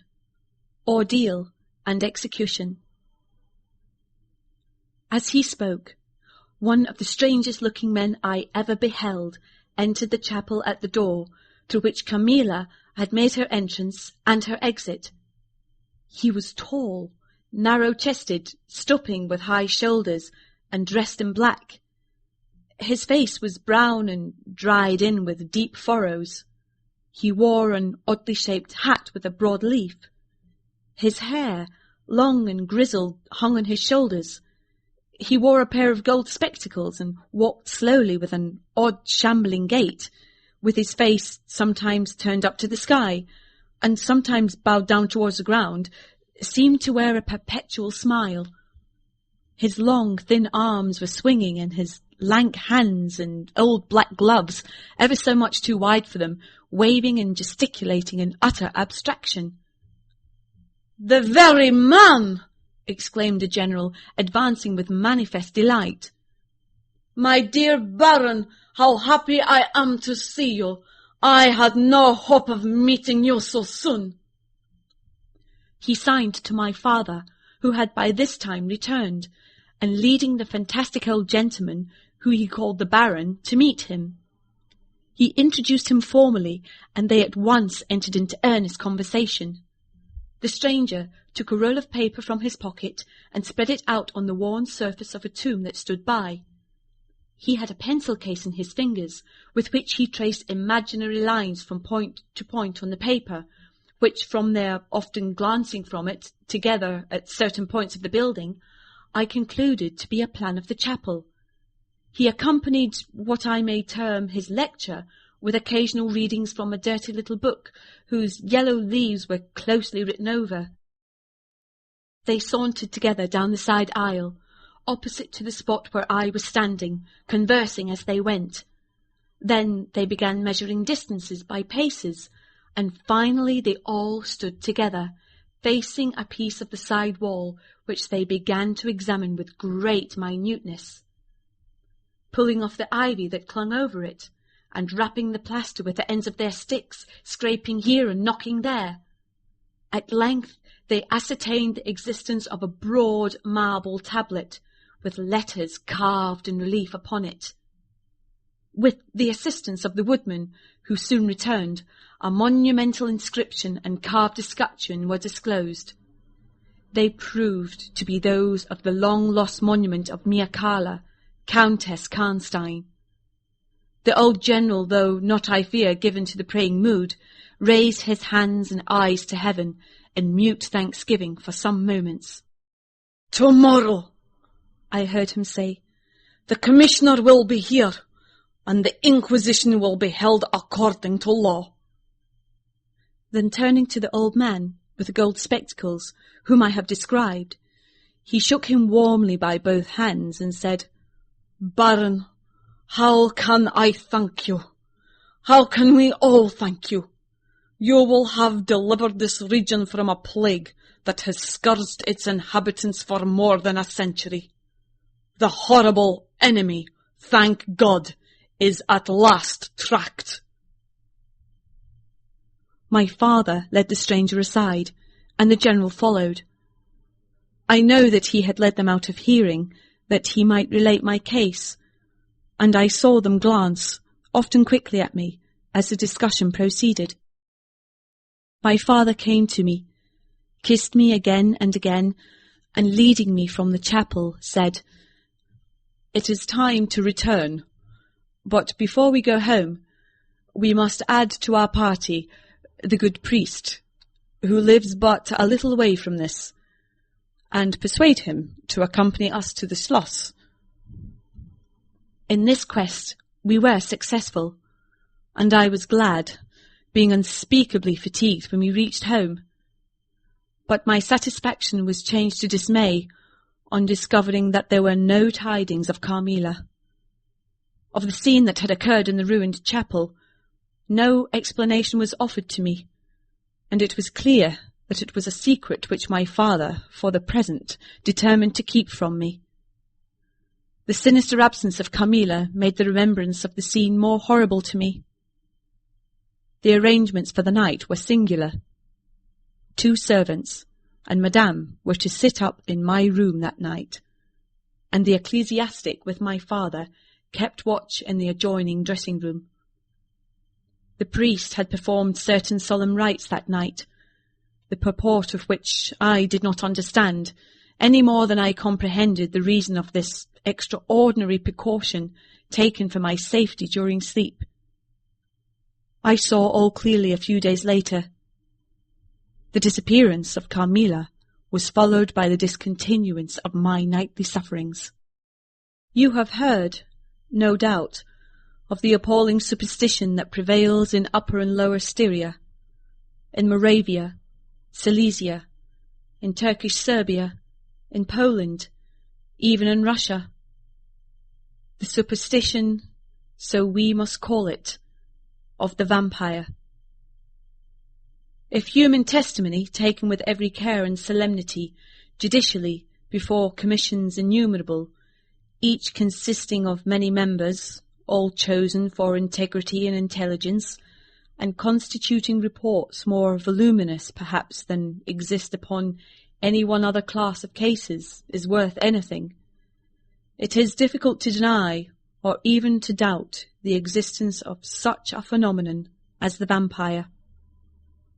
For my part, I have heard no theory by which to explain what I myself have witnessed and experienced, other than that supplied by the ancient and well-attested belief of the country. The grave of the Countess Miakala was opened, and the general and my father recognized each his perfidious and beautiful guest in the face now disclosed to view. The features, though 150 years had passed since her funeral, were tinted with the warmth of life. Her eyes were open. No cadaverous smell exhaled from the coffin. The 2 medical men, one officially present, the other on the part of the promoter of the inquiry, attested the marvellous fact that there was a faint but appreciable respiration and a corresponding action of the heart. The limbs were perfectly flexible, the flesh elastic, and the leaden coffin floated with blood, in which to a depth of 7 inches the body lay immersed. Here, then, all the admitted signs and proofs of vampirism. The body, therefore in accordance with the ancient practice, was raised, and a sharp stake driven through the heart of the vampire, who uttered a piercing shriek at the moment, in all respects such as might escape from a living person in the last agony. Then, the head was struck off, and a torrent of blood flowed from the severed neck. The body and head was next placed on a pile of wood and reduced to ashes, which were thrown upon the river and borne away, and that territory has never since been plagued by the visits of a vampire. My father has a copy of the report of the Imperial Commission, with the signatures of all those who were present at these proceedings, attached in verification of the statement. It is from this official paper that I have summarized my account of this last shocking scene. Chapter 16. Conclusion. I write all this, you suppose, with composure, but far from it. I cannot think of it without agitation. Nothing but your earnest desire, so repeatedly expressed, could have induced me to sit down to a task that has unstrung my nerves for months to come, and reinduced a shadow of the unspeakable horror which, years after my deliverance, continued to make my days and nights dreadful, and solitude insupportably terrific. Let me add a word or two about that quaint Baron Vordenberg, to whose curious lore we were indebted for the discovery of the Countess Miakala's grave.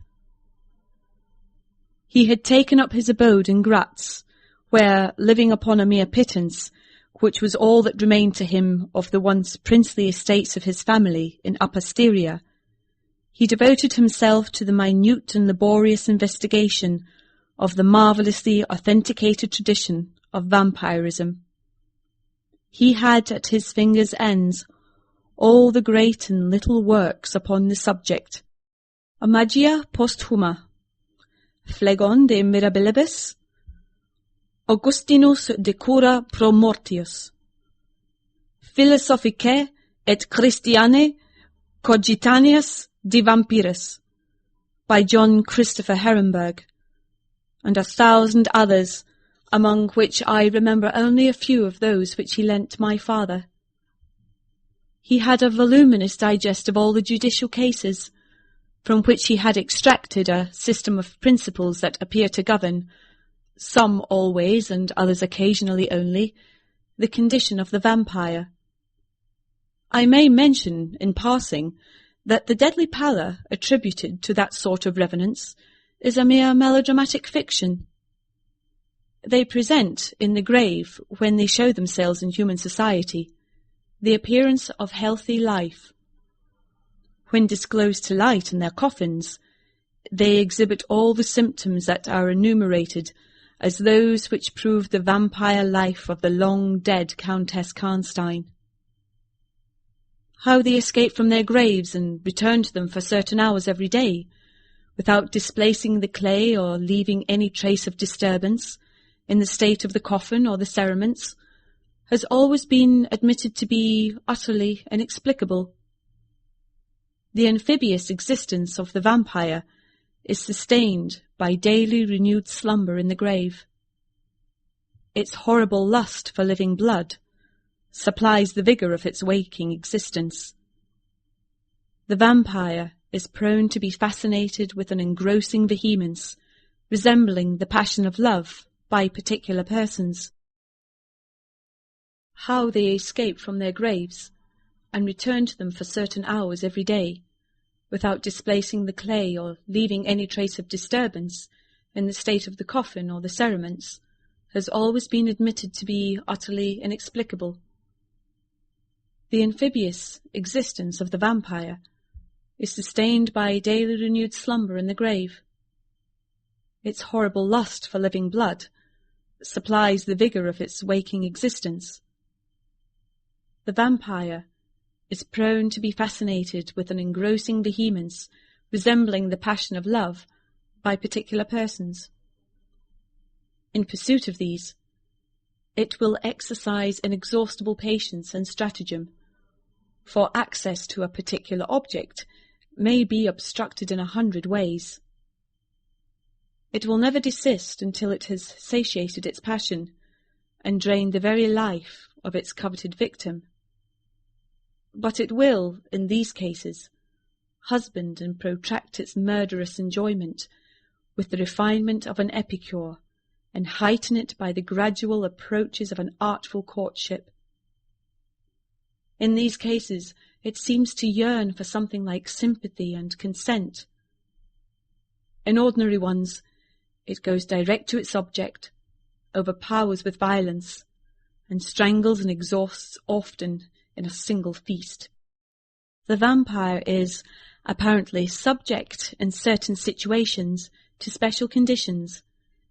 In the particular instance of which I have given you a relation, Mircalla seemed to be limited to a name which, if not her real one, should at least reproduce, without the omission or addition of a single letter, those, as we say anagrammatically, which compose it. Carmilla did this. So did Milarca. My father related to the Baron Vordenberg, who remained with us for 2 or 3 weeks after the expulsion of Carmilla, the story about the Moravian nobleman and the vampire at Karnstein churchyard, and then he asked the Baron how he had discovered the exact position of the long-concealed tomb of the Countess Mircalla. The Baron's grotesque features puckered up into a mysterious smile. He looked down, still smiling, on his worn spectacle case, and fumbled with it.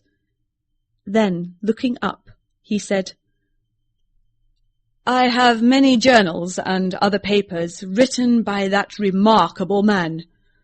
The most curious among them is one treating of the visit of which you speak to Karnstein.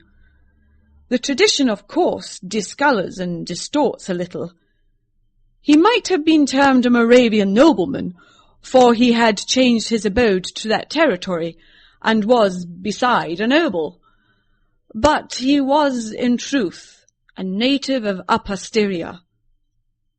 It is enough to say that in very early youth he had been a passionate and favoured lover of the beautiful Mircalla, Countess Karnstein. Her early death plunged him into inconsolable grief. It is the nature of vampires to increase and multiply, but according to an ascertained and ghostly law. Assume at starting a territory perfectly free from that pest. How does it begin? How does it multiply itself? I will tell you. A person more or less wicked puts an end to himself. A suicide under certain circumstances becomes a vampire. That spectre visits living people in their slumbers. They die, and almost invariably in the grave develop into vampires. This happened in the case of the beautiful Mircalla, who was haunted by one of those demons. My ancestor, Vordenberg, whose title I still bear, soon discovered this, and in the course of the studies to which he devoted himself, learned a great deal more. Among other things, he concluded that suspicion of vampirism would probably fall, sooner or later, upon the dead countess, who in life had been his idol. He conceived a horror, be she what she might, of her remains being profaned by the outrage of a posthumous execution. He has left a curious paper to prove that the vampire, on its expulsion from its amphibious existence, is projected into a far more horrible life. And he resolved to save his once beloved Mircalla from this. He adopted the stratagem of a journey here, a pretended removal of her remains, and a real obliteration of her monument. When age had stolen upon him, and from the veil of years, he looked back on the scenes he was leaving, he considered, in a different spirit, what he had done, and a horror took possession of him. He made the tracings and notes which have guided me to the very spot, and drew up a confession of the deception that he had practised. If he had intended any further action in this matter, death prevented him, and the hand of a remote descendant has, too late for many, directed the pursuit to the lair of the beast. We talked a little more, and among other things he said was this. One sign of the vampire is the power of the hand. The slender hand of Miakala closed like a vice of steel on the general's wrist when he raised the hatchet to strike. But its power is not confined to its grasp.